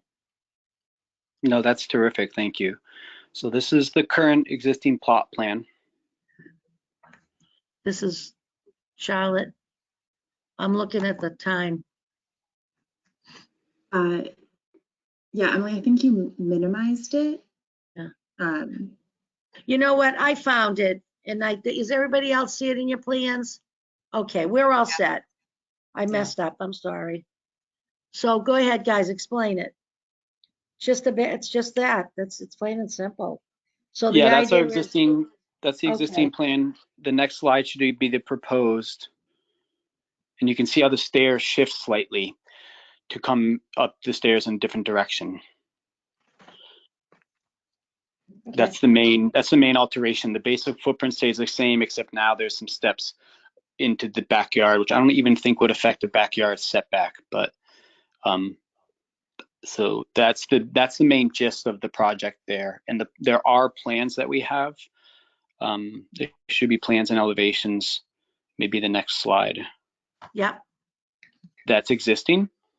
good. And that'll be proposed. All right, thank you. Charlotte, will you see if there's anybody here for this case tonight? Yes, Madam Chair, I'm happy to. So as with the previous case, if anyone wishes to provide comments on this case, please just raise your hand or send a message through the chat letting us know that you want to speak. We cannot accept public comments through the chat, but you can use it to let us know that you want to speak. I will give it a few moments in case anyone needs to find where to press the various buttons. Madam Chair, I'm not seeing anyone indicating that they wish to speak on this case. Okay, thank you. For the record, I will mention that we do have a neighborhood meeting notes here from October 13th of 2021. And everybody seemed like they were happy. They got copies. Mark Niedergang was the counselor at the time, and there was no other further comment, and everybody supported the proposal. So that's for the record. And we also have some correspondence here from Wells and Company Builders. So thank you for the packet. And you folks have any questions for the applicant?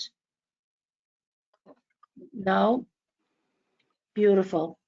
So I'd like the clerk to please make a motion for approval for the special permit. Yes, Madam Chair.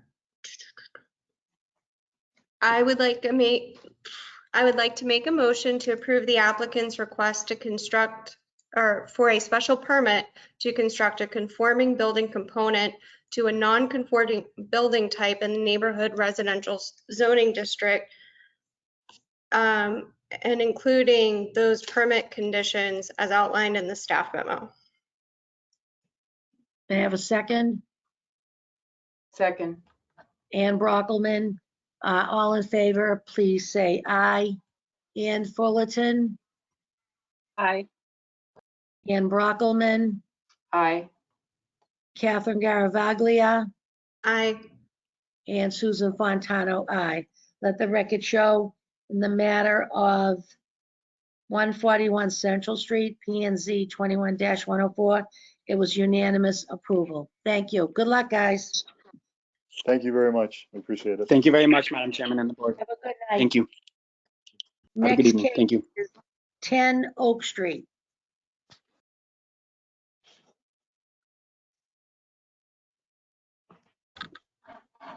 Anne, did you need something?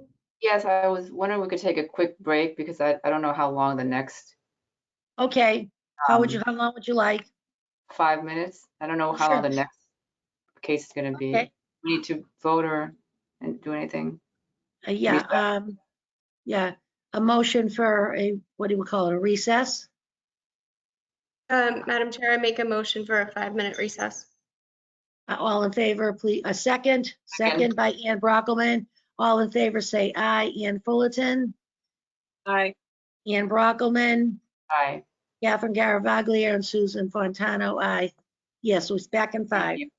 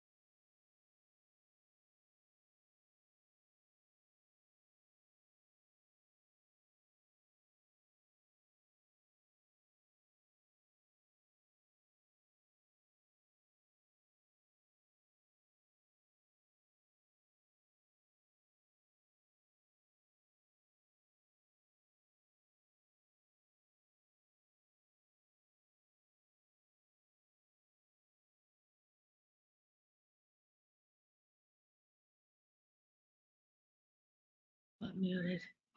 Yeah. Here I am. Excellente, Catherine. We're trying. It's showing.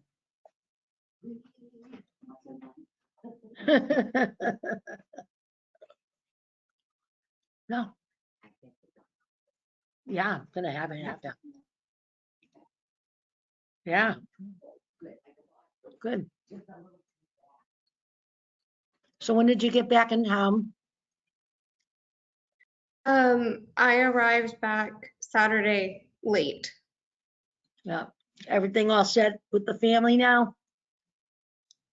Is the public still able to hear? I don't know. Oh, forget that. This is Charlotte speaking. Yes, the public can still hear. So Oh, while you're okay, free to thank you. chat, don't say anything that you don't want everyone to know. Don't say anything Appreciate the incriminating. warning.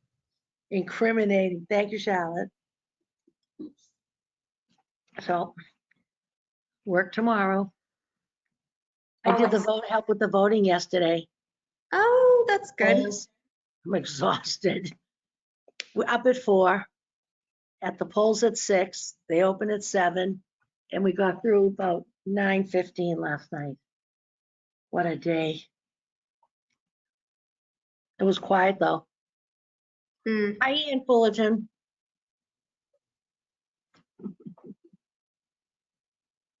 Hello, Madam Chair. Mozzarella, give me some strength.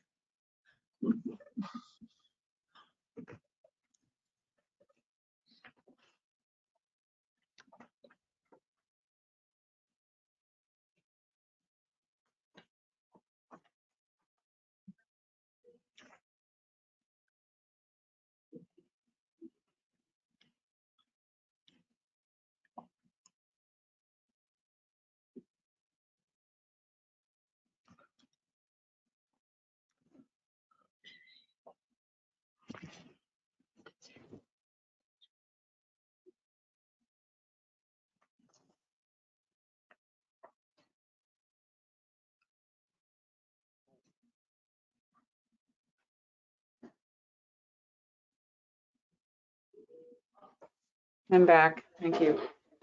You're welcome. Everybody all set? Charlotte, we're back and ready to go. Okay, great. I will have the applicant ready to go as soon as we read the legal notice. Okay. First of all, I think we have to say we're back in session after our recess. And what's going on here? I can't, I don't have my full screen. We're continuing our meeting of September, our zoning board of appeals meeting. And we have the next case. It's 10 Oak Street. Madam Clerk, would you please open the case? Yes, Madam Chair. I'd like to open 10 Oak Street, PZ21-132. Fidelis Bridge Loan Venture 5 REO LLC is seeking an extension to a previously issued special permit identified as ZBA 2018-10 in the urban residential district. Thank you. Good evening, Mr. Dash. Good evening, Madam Chair, members of the board. Congratulations to the new clerk. Adam Dash, 48 Grove Street in Somerville. I represent the applicant and owner, Fidelis Bridge Loan Venture 5 REO LLC. I don't have anything to show you tonight because this is more of a conceptual discussion. And let me explain regarding 10 Oak Street. The owner applicant is seeking the maximum extension for the permits that were granted by this board back in 2018 in case of 2018-10, back when it was RC zoned. We have an odd situation we're asking for the ZBA's help in resolving. This is one of those legacy cases from the old zoning, still left unresolved. Thankfully, there are not too many of these left. But 10 Oak Street was a 2-family residence. On May 16th, 2008, the zoning board, 2018, the zoning board granted relief to enlarge the structure and convert it to a 3-family. The prior owner demolished the old structure and built a new foundation. The entire old structure was not supposed to have been demolished by that prior owner, and a stop work order issued against the prior owner. Since that time, and it's been, 4 years, or so. Since that time, the property sat as a foundation, much to the dismay of many, and it can't and shouldn't stay like that. As you know, since that stop work order, the zoning changed in 2019 and COVID hit, and then my client bought the property out of foreclosure last year in 2021.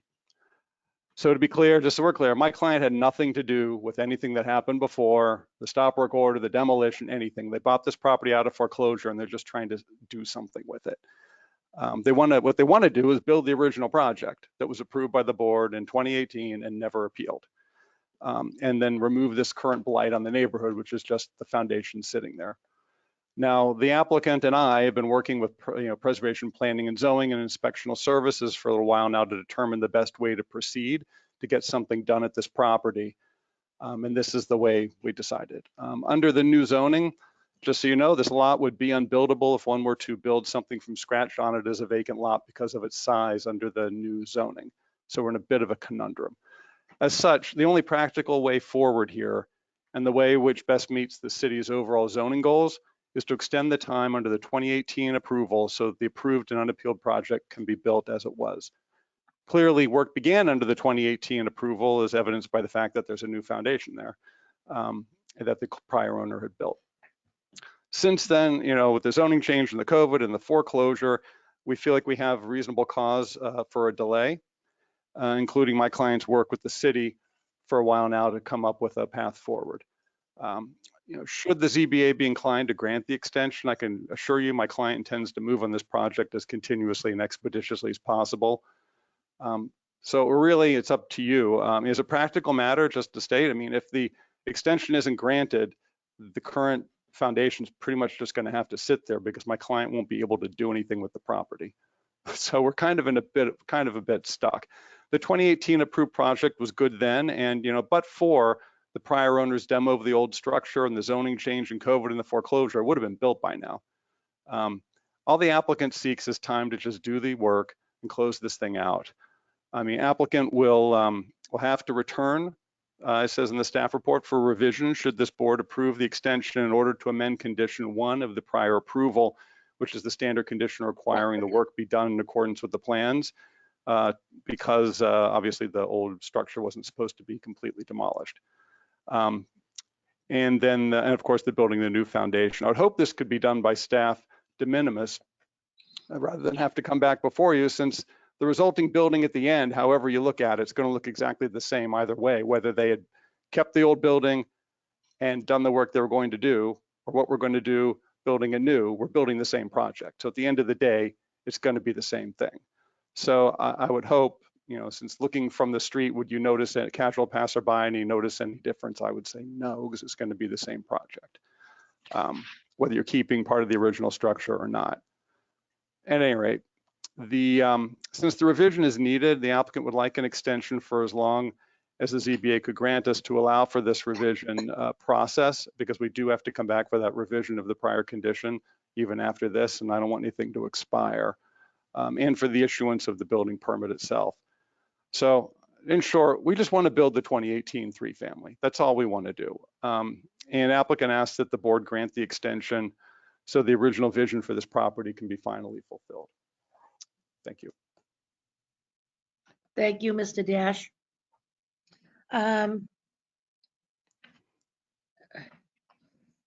Is there anyone here in the listening audience that has a comment regarding 10 Oak Street? Would you raise your hand now so that the Charlotte could recognize you?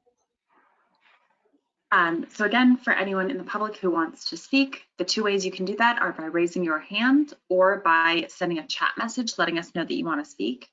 I see Councillor Scott. Councillor Scott, do you want to speak now or later? I've unmuted you so that you can answer that question. I'm happy to yield the floor to my constituents. I know there's a fair number of them here. I do have a number of thoughts, but I'm happy to go after they've made their points so as not to reiterate what they'd like to say. Okay, great. I will come back to you once we've gone through everyone else. Up first is Michelle Hewitt. Michelle, you are unmuted. And as a reminder for everyone, please state your name and address before speaking. And at the chair's request, earlier in the meeting, we do have the 2-minute timer up on the screen. Hi there, it's Michelle Hewitt. I'm from 7 Holtz Avenue, which is just around the corner. And I'm wondering, I'm not sure what the plan is. What is the extension of time that they're wanting, and why do they need an extension if they bought it last year? What have they been doing for the last however many months? That's my question. And how much time are they asking for? Adam? Yes, Dash? yes, Madam Chair, Adam Dash again.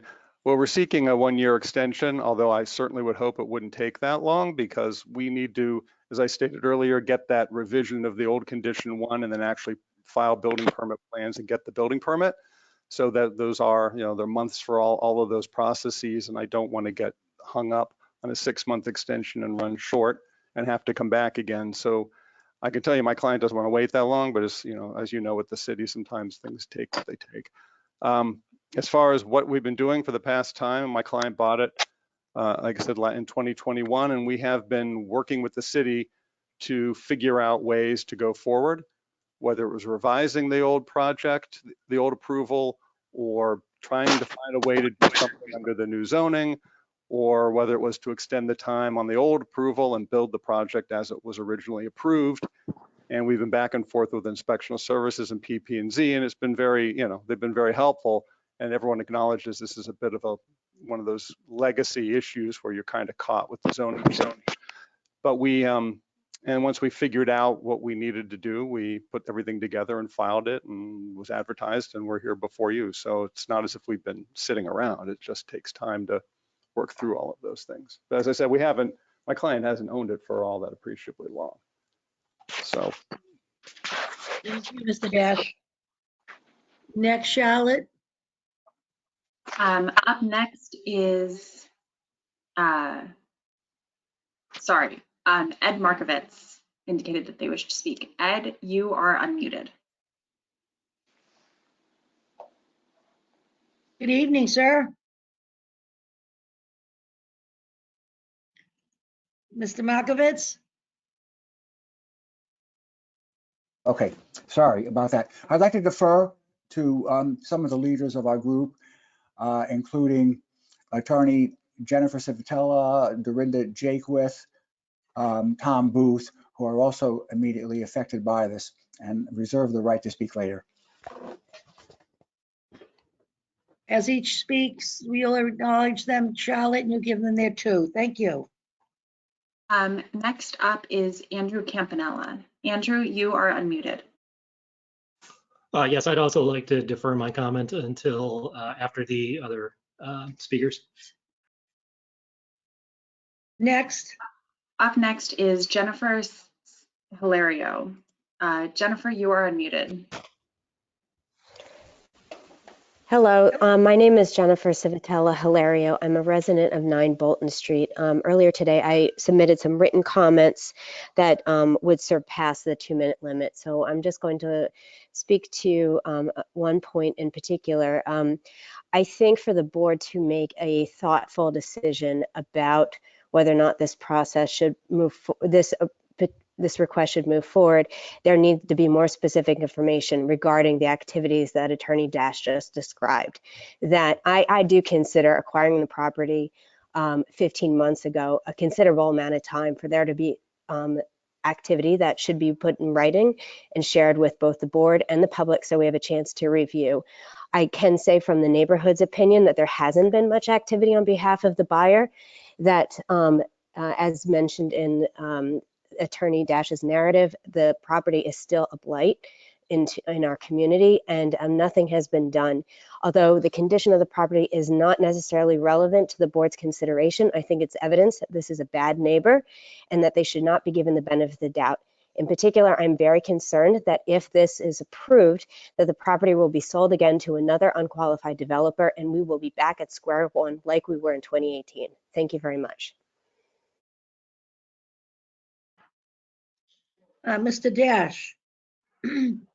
Yes. Has it been since 15 months that your applicant has had the property? The deed to my client was, I believe, July 18th, 2021 was recorded. I can tell you I filed a CZC on this back in June of 2021, shortly thereafter. I can't, it's in order to try to modify the prior project. We actually have, and staff can bear this out, 3 different P&Z numbers on this case, because at some point we went back and forth with the city on how to move forward. And I understand, it's a complicated little thing to try to figure out, but we went back and forth. And the way that we ended up moving this thing forward is I just filed for everything. I filed 3 cases, and these were all in 2021, by the way. I filed 3 P&Z cases, 1 to extend the time, which is what's now in front of you, although I believe it got in, and this one has the, as you can see, it has a P&Z number of 21-132, corroborating that I filed it in 2021. So this is not like a new application. It's just taken a while to get to you. So I filed that, and then we also filed one project under the new zoning, and then we also filed a project to revise the old project. And those were P&Z 21-123 and P&Z 21-124. Both of those 123 and 124 are no longer active because we decided to move forward under 132, but those were all filed back in July of, no, they were filed, filed in 2021, that's for sure. They wouldn't have 2021 numbers.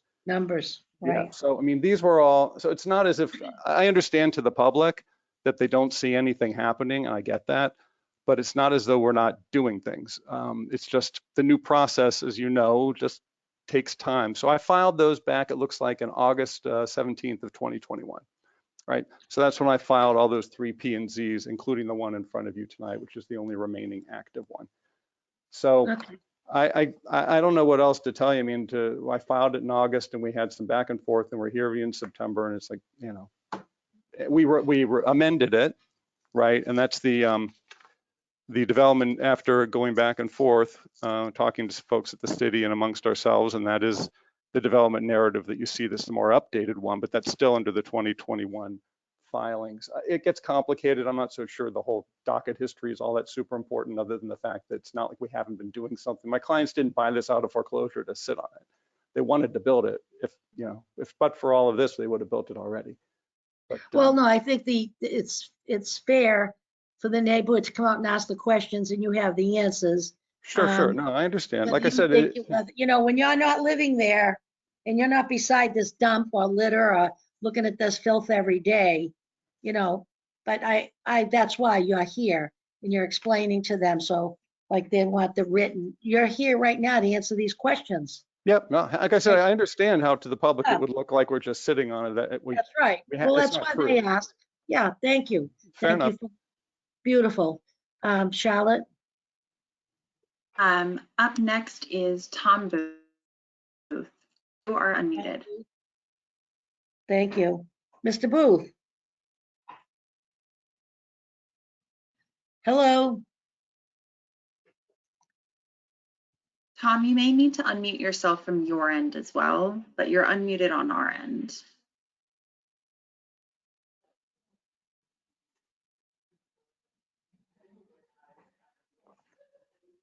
I will give it a moment longer and then move on to the next speaker. Okay, Tom, if you wish to speak again, just let us know and we can come back to you. Up next is Elaine Corey. Elaine, you are unmuted. Good evening, Ms. Corey. We can't hear you. Elaine, it looks like you're muted on your end. Yep, that should work now. Oh, great. Madam Chair and board members, I am Elaine Corey. I live at 101 Beacon Street, Somerville. Thank you. Hello? Hello, thank you. I often walk down Oak Street and am continually struck by 2 things: how well the other neighbors keep their houses and yards, and how completely neglected the property is at number 10. For years now, the owners have allowed this hole in the ground to collect water, mosquitoes, and rats. This is true even though the neighbors have begged to have this blight on the neighborhood cleaned up. There are cat-o'-nine tails taller than me growing in that abandoned cellar hole. Unlike number 10's owner, people live in and care about this neighborhood. Number 10's owner should not be considered for any permit extensions until he cleans up the deplorable, deteriorating mess that has been left there for a year now that he has owned it. In this way, he might indicate in good faith that he is planning to actually build something there instead of just continuing to get permits and selling the so-called opportunity to others for even more money. Then he could talk to the neighbors. Thank you for listening. Thank you so much, Ms. Corey. Next up is Dorinda Jacquin. Dorinda, you are unmuted.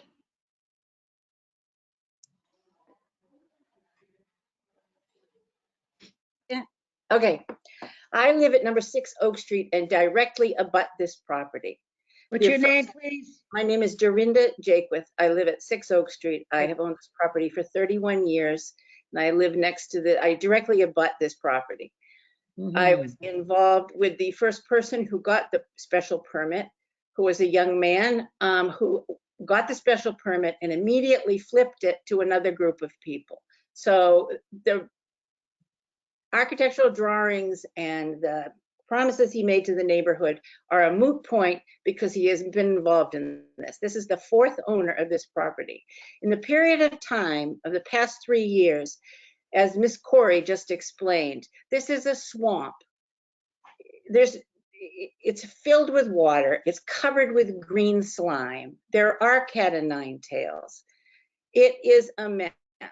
Mr. Dash, you have said that you want us to overlook some of the problems. You have stated that if you do not get this permission, that nothing will be built. I consider that a threat. I think that what you're saying is that your client will not make enough money if you don't get these. Someone will buy this property. When you're in business, you take risks. You lose this one, move on. I feel it speaks volumes that your client is not here tonight, because your client has absolutely no consideration for this neighborhood. It's all about the buck. I oppose this going to 3 stories. In the 4 years since this 3 units, in the 4 years since this was given, multiple large unit buildings have been built in this neighborhood. We have enough. We don't need this. I do not think that you should even consider hearing any more about this until this property has a thorough cleaning and is brought up. Next up is Tom Booth. Tom, you are unmuted. Hi, can you hear me now? Yes. All right, thank you. So I would like to echo Dorinda's sentiment that I oppose that the board approve the extension of this. It has been a long time since the clients of Adam Dash have done anything there. They've, to my knowledge, they've actually attempted to perform more demolition on what he said is the existing foundation without seeking proper permit approvals, that their permit was actually active. So in no good faith do I believe that they would act on their on what they're saying here tonight. I live at 14 Oak Street. I apologize, Tom Booth. That directly abuts on the other side of 10 Oak Street. And I have 2 kids that are under the age of 5. And I believe that the foundation, quote unquote, foundation that is there right now is not exactly structurally sound, and initially built a underneath our driveway somewhat of a pit that they had to backfill and actually just put a retaining wall up. So I don't even believe that the foundation that he refers to is structurally sound enough to build upon. And all I ask is that they give his client give it another try in terms of attempting to get as close to something that would be considered close to the new zoning law that has been approved long before his client actually acquired the property. Because in my opinion, they have not actually even tried to do so. Thank you. Thank you. Next up is Andrew Campanella. Andrew, you are unmuted. Or yeah, Andrew, now you are unmuted. Excellent. I'm Andrew Campanella. I live at 10 Oak Street, directly across the street from the property in question. I'm sorry, I live at 9 Oak Street, directly across the street from the property in question. I would like to echo the previous two comments.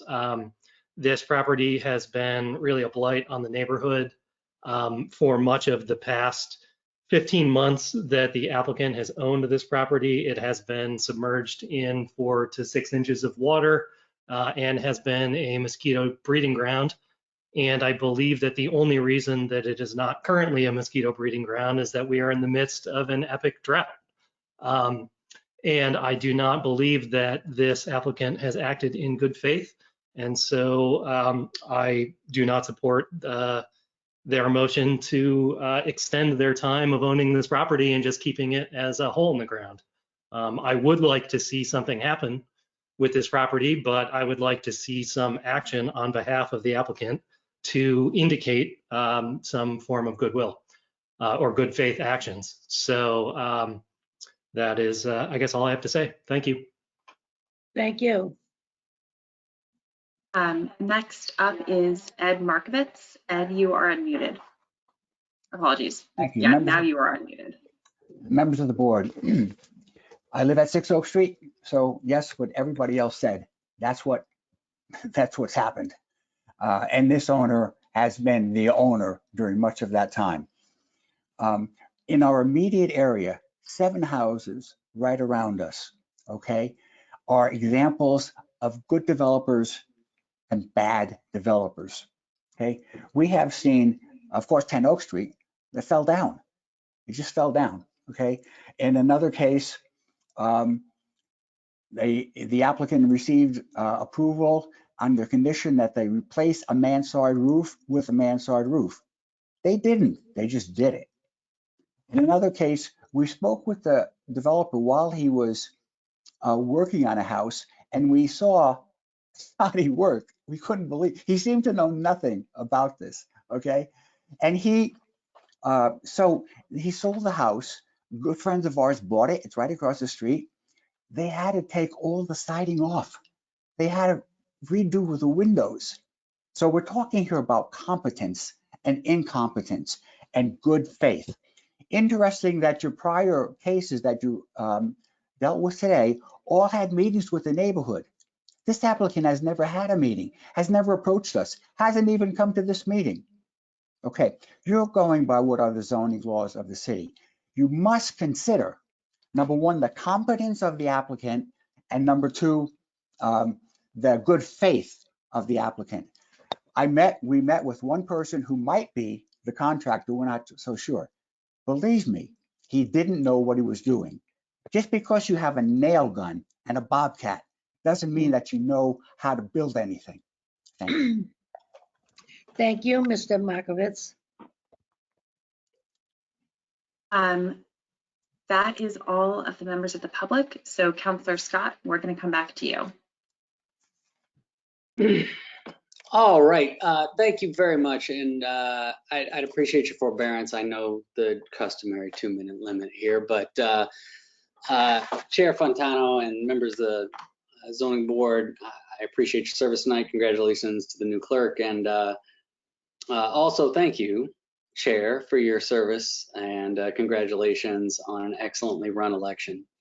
I'd also like to thank Attorney Civitella Hilario and the rest of the neighbors and the memo written, the written comment written earlier today by Attorney Civitella Hilario in particular, I think is very relevant. But I just want to speak plain. The reason the building hasn't been built over these last 4.5 years is because the first applicant purported to seek to reuse and renovate the existing structure at Ten Oak. We know that's false by the simple fact that their first act was to build an entirely new foundation on the site and negligently demolish in full the existing structure. This was in direct contravention of the zoning board's first condition on the permit, and this board very reasonably, in my opinion, and in your good judgment, signaled your reluctance to award such behavior. The owner's requests, if I recall correctly, were withdrawn by the applicant. So, I'm not going to get into the actions of current owner over the past 15 months, but I'd say it indicates a similar reckless disregard of our city's ordinances, including these covering nuisances, safety, and pests. I've urged ISD to enforce these ordinances. Citations have not been as frequent as I'd like, but the lack of enforcement by ISD, regardless of its cause, is not the concern or purview of the ZBA. I just want to acknowledge that. The bad neighbor statements made in good faith by the residential neighbors of this property are also aside the point to a certain extent. The question is whether it is in the city and the neighborhood's best interest to grant an extension of a permit issued in 2018 for Ten Oak. The argument made tonight by client's esteemed representation is that allowing this extension of rights it will allow the same building approved in 2018 to be built or nothing at all. And I respectfully disagree. The implied threat made that an abandoned foundation will remain if this relief is not granted is a matter for the mayor and inspection services to address by way of promptly enforcing our duly enacted ordinances. As a city councilor, I can only pass laws. I can't require their enforcement. If the current owner wishes to own this property in conservatorship and fail to pursue a conforming project on this lot, that's their right. I would encourage them to remove the festering pit in the foundation and avoid what should be swift and persistent enforcement, but that's their right. I want to speak, though, directly to the existing zoning and its requirements and also its salutary effects. One of the major benefits of higher zoning rates, larger zoning rates, such as are included in UR, MR, or even HR, is that it has the side effect of parcel assembly. We have seen this repeatedly on Prospect Street, just across the street from this parcel, right? We've seen it in Union Square. We've seen it in Boynton Yards, where parcels are purchased by adjoining interests to build a conforming building for these higher zoning allocations. In this case, while the UR rights of the subject parcel, the urban residential rights of the subject parcel at Ten Oak on its own may not be buildable as a UR building with just the Ten Oak parcel, combining it with the parcel indicated on an applicant's plan as Lot 32, also known as 91 Prospect Street, the former JC Auto Repair Garage, would allow, in fact, the construction of a much higher density, a much more open space, much more beneficial building, according to the city's plan, according to the intention of the zoning that was approved, I believe, at the end of 2019. So I don't believe the only alternative is, well, you either give us the right to do what it is we want to do, or there will be a pit in the ground until the end of time. If they wish to pay the fines on having a pit there until the end of time, it will continue to be a nuisance to the neighbors down there, and I will continue to take that up with the mayor. But for you, the honorable members of the ZBA tonight, the question is whether or not it is your intention to continue to allow projects that were allowable back during 2018, or to adhere to the desire of the new zoning as communicated in its intent to have parcels accumulated, parcels aggregated, and to have projects suitable to the zoning built. This is not a case of reuse of an existing property. This is not a case of reuse of an existing building. And I might add that the city council right now has on its agenda in the land use committee amendments to ordinances to allow extended reuse of existing buildings. or buildings that are non-conforming in their zones. This is a question of whether or not to allow what has been an absolute neighborhood nuisance to proceed according to outdated rules, or to encourage the developers and property owners in the area to pursue projects that are conforming to zoning. So I would urge you to, again, I thank the neighbors for coming out. I urge you to not just await documentation, but I would urge you to vote to reject this application. Thank you very much for your forbearance. I know I ran on a little bit there, Chair and members, but No problem. yeah, thank you. Thank you. No problem. I never, when you counselors come up, I want you to speak because I know you're speaking for a lot of people, not just yourself. So thank you for coming tonight and letting us hear your input. Mr. Dash. Yes, would you like to? yeah, that's a lot. I'd also like to bring Peter Quinn, I believe, is here, who's the architect on the project, and he was involved with this back before. I have only been involved with the new owner since last year. So what happened, all this past stuff over 3 years up until that point, I would say, you know, this property sat and fest over 3 years before my client even showed up, to be clear, right? I can certainly talk to them about the current situation. As I said earlier, this is a two-step, where if we get the extension, then we still have to come for a revision. So there's still an ability to say no. And I can certainly talk to them about the current condition of it. I know that one of the problems has been the stop work order and the sort of the fear of touching anything over there until this gets sorted out. And that's been sort of a problem. I apologize. I didn't tell my clients to show up tonight because it's more of a legal question about an extension. I didn't realize we were going to get into all of this other stuff. So nor do I usually have neighborhood meetings on an extension of time application like this. So I didn't know that was something that we would be getting into. But Peter could speak to things like the foundation. I do know that when we spoke with Inspectional Services as part of all this process, that they had asked that Peter Quinn's office certify the existing foundation if we were intending to use it, because it had been sitting exposed to the elements for so long. So that is definitely part of the calculus on our end. I believe Peter actually did that. He could speak to that better than I. Obviously, we're not here to relitigate this project getting approved. I mean, that we're just looking to build what was approved. I'm not trying to threaten anybody. I'm honestly just stating a fact, and I'll read it from the staff report. The staff would like, I'll read quote, staff would like to note that due to the dimensions of the lot, specifically the lot depth, under the existing urban residence UR zoning requirements, the lot is not buildable. I'm not trying to threaten you that nothing could be done there. I'm just telling you that I think that's the situation. And if I can't, Peter can talk about probably more of the history here. I'm just trying to explain the situation. I'm trying to find a solution. That's all we're trying to do. However we got here, we're here.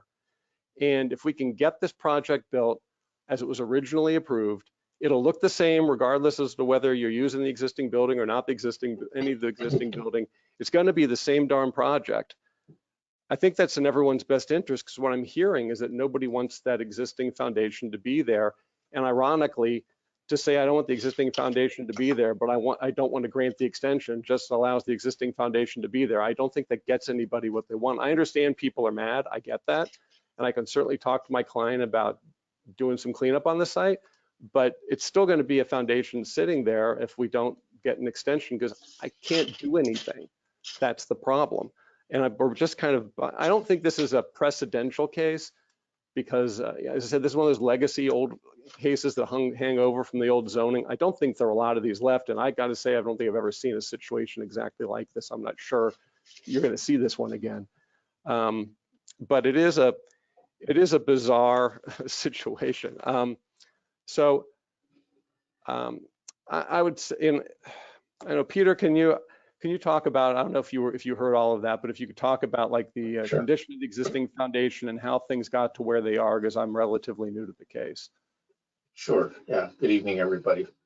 My name is Peter Quinn of Peter Quinn Architects in Davis Square. Yeah, I mean, of course, I've had a long history with the site in terms of, working on the design and getting approvals. Of course, it was passed as a special permit under the old zoning bylaw that allowed modification of an existing non-conforming building by special permit. So anything we do going forward with the existing zoning would require a variance unless the client were able to, purchase the adjoining property off Prospect Street, as J.T. Scott had suggested. I've never looked at that particular scenario, but I know anything under UR would require at least one, if not two, variances to work. So with that in mind, is the foundation as built out there salvageable? That's a question that came up. So I had instructed a structural engineer to begin testing on it, and it's about halfway done through the testing. Many of the critical tests have been done, and it is sound and sufficient to hold what it needs to hold. I also wanted to make sure that it did not produce any new zoning violations when it was built. Of course, this was not built with our supervision or anything. It was just done by a contractor who went at it. The existing, the foundation was actually, there was an incursion on the neighbor's property with the old foundation, and that was corrected. So it no longer has that violation. And was that the work that was done on the foundation, Peter, that one of the neighbors was talking about? This was the work that was done by order of ISD in order to fall after it fell in. Because one of the neighbors, I think, had talked about work being done since then without approvals or notice or anything, but I think that was that ISD required work. I don't think that was actually work being done. That was the testing being done. Oh, this is the testing. Okay. Yeah. Sorry to interrupt. They were drilling and, taking samples and whatnot. Okay. So, completely from a technical point of view, the foundation appears to be fine. We have a few more tests to do, which we're on hold. But if they prove to be problematic, there are fixes that we can do. So I don't have any doubt that foundation, as poured, as sitting out there in the field, can be reused.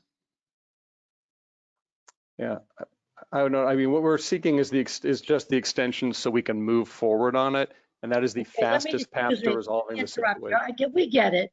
We get it, Adam. Yeah, I know. Peter Quinn, Susan Fontano here. Hi, greetings. How you doing? I have a couple of questions. Now, you say on this testing, you're half done. When's the anticipation of it being done? And is there a certain reason you have to wait a certain time for stuff to happen, or what's the story? No, we would, if we were able to get this extension, ISD has already given us what they need in order to do any approvals on their end. Obviously, they need this extension, but Wait a minute. Let's back up. Forget our approval tonight. Yeah, okay. Pretend it's not happening yet. Right. When will your work be 100% done that you can report to us that the foundation's sound and 100% ready to go? About 30 more days, to get the crew out there. And they basically have to dig at the bottom of the footing to make sure there was no degeneration of the soil. That's all. Is that as quickly as you can get them out there, 30 days? Roughly, yeah. Okay. We did it on another site, about a year ago, and that's about all. Okay. Because I'm not surprised. I mean, a long time has gone by. It's unfortunate for Mr. Dash that your current client just got a bad rap by being the third or the fourth owner of this property. And we're here to, I remember these projects when they come up to us. I've had the pleasure of serving for a while now. And I hear these stories from these folks, and it's heartbreaking. It's disgusting. And I couldn't tolerate it. My home is my domain. When I come home from work every day, I want to walk up and down my street and smell the roses. This is not happening here.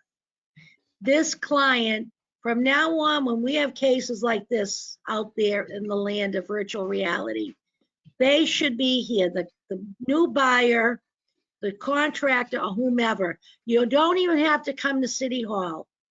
You have to pick up a phone or turn on your computer. They should be here to answer these questions. There's no reason why this guy who got this property 13 months ago, 12 months ago, it's semantics, it doesn't matter, that it should be that pathetically overgrown and in no regard for the people of the street. It's just disgusting.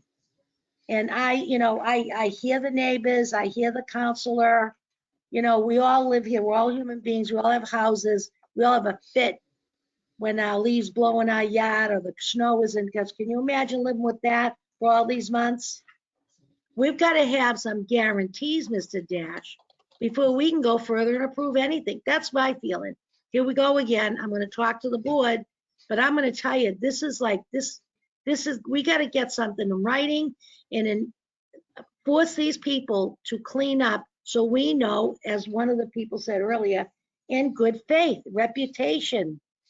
It's just not right. It's pathetic. All these people come here and now they want to neighborhood meet. You see, by stuff like this being allowed, or it perpetuates at whose ever fault it is, you open up a can of worms. Now they want a neighborhood meeting. They want things in writing. All this could be avoided if it was handled in a proper manner. So I want to open it up to the board and see what you folks have to say. The pleasure of the board. I'm going to close the public portion for now, leaving it open, of course, to Mr. Scott. He's the counselor. He doesn't get shut out, and open it to our board now. Catherine Garavaglia had her hand up. Please, Catherine. Thank you, Madam Chair. I would like to echo your frustrations with what we're hearing here, because it sounds like this property has been owned by the current owners for about 14 plus months. That means a winter unshoveled where it could be a hazard for the neighbors on the sidewalk, and there's no concern, aside from just letting it go into complete disrepair. I understand the mechanics of the permitting process and not wanting to start work and having that be a concern, but I don't know what that has to do with mowing a lawn or shoveling the snow.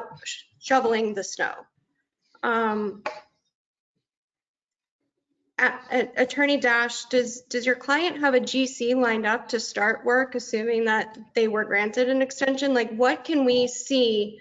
What evidence do we have that they are going to be proceeding promptly? We hear that they're testing the foundation. What can you give us? Peter, I know we've been, Yeah, they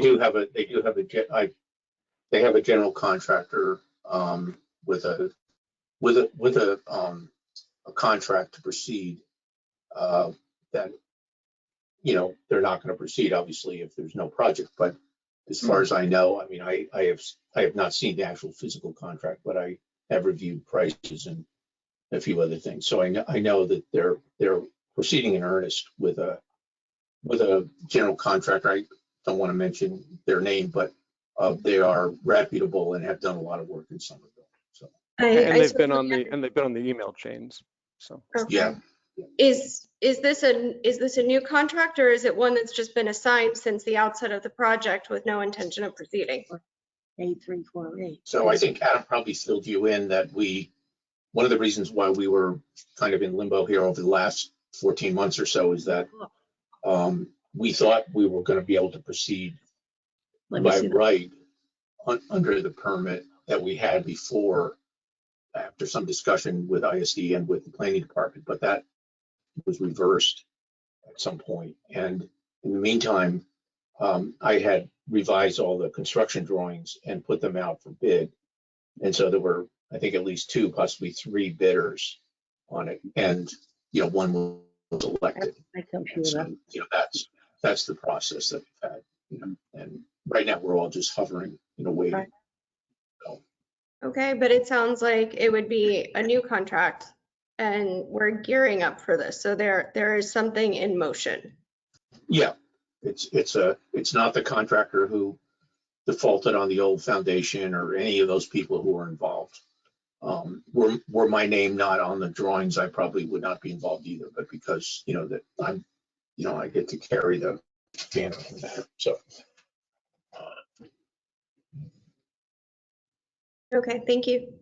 Thank you. Yep. I know I've worked with Mr. Dash in the past on projects and Mr. Quinn, and I value Mr. Quinn's feedback and comments. Thank you for your honesty. Who else has a hand up on our board? No? Okay.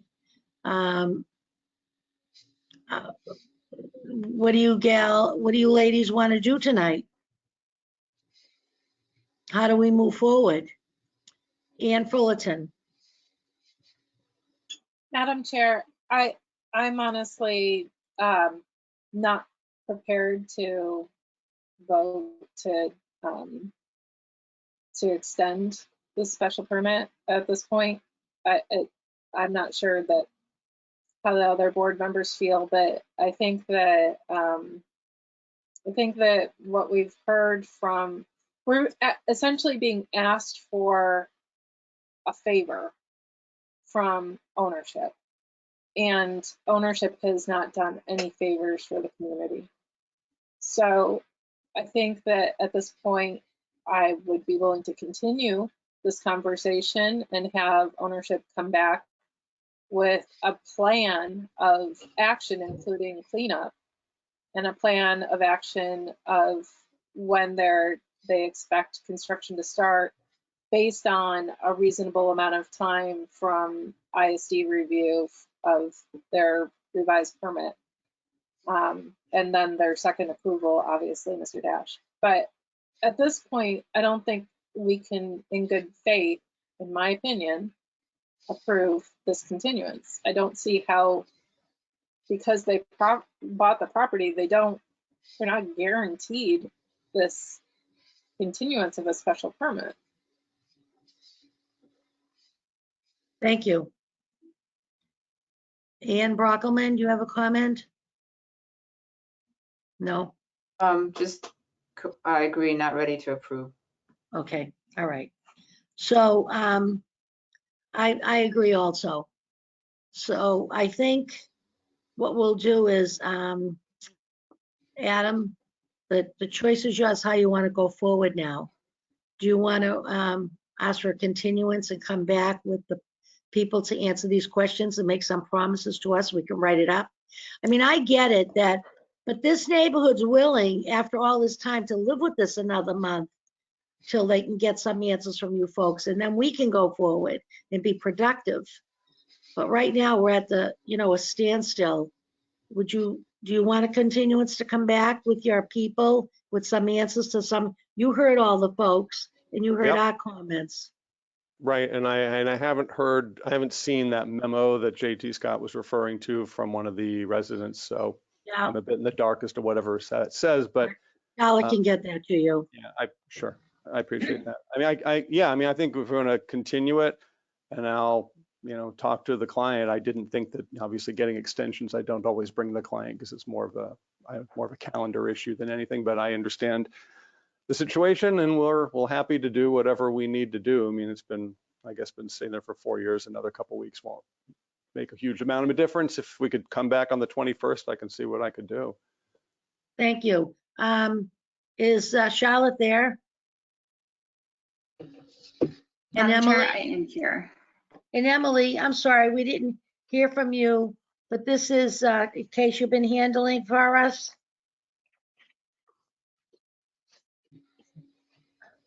Sorry, yes, Madam Chair. I took it over just a couple months ago.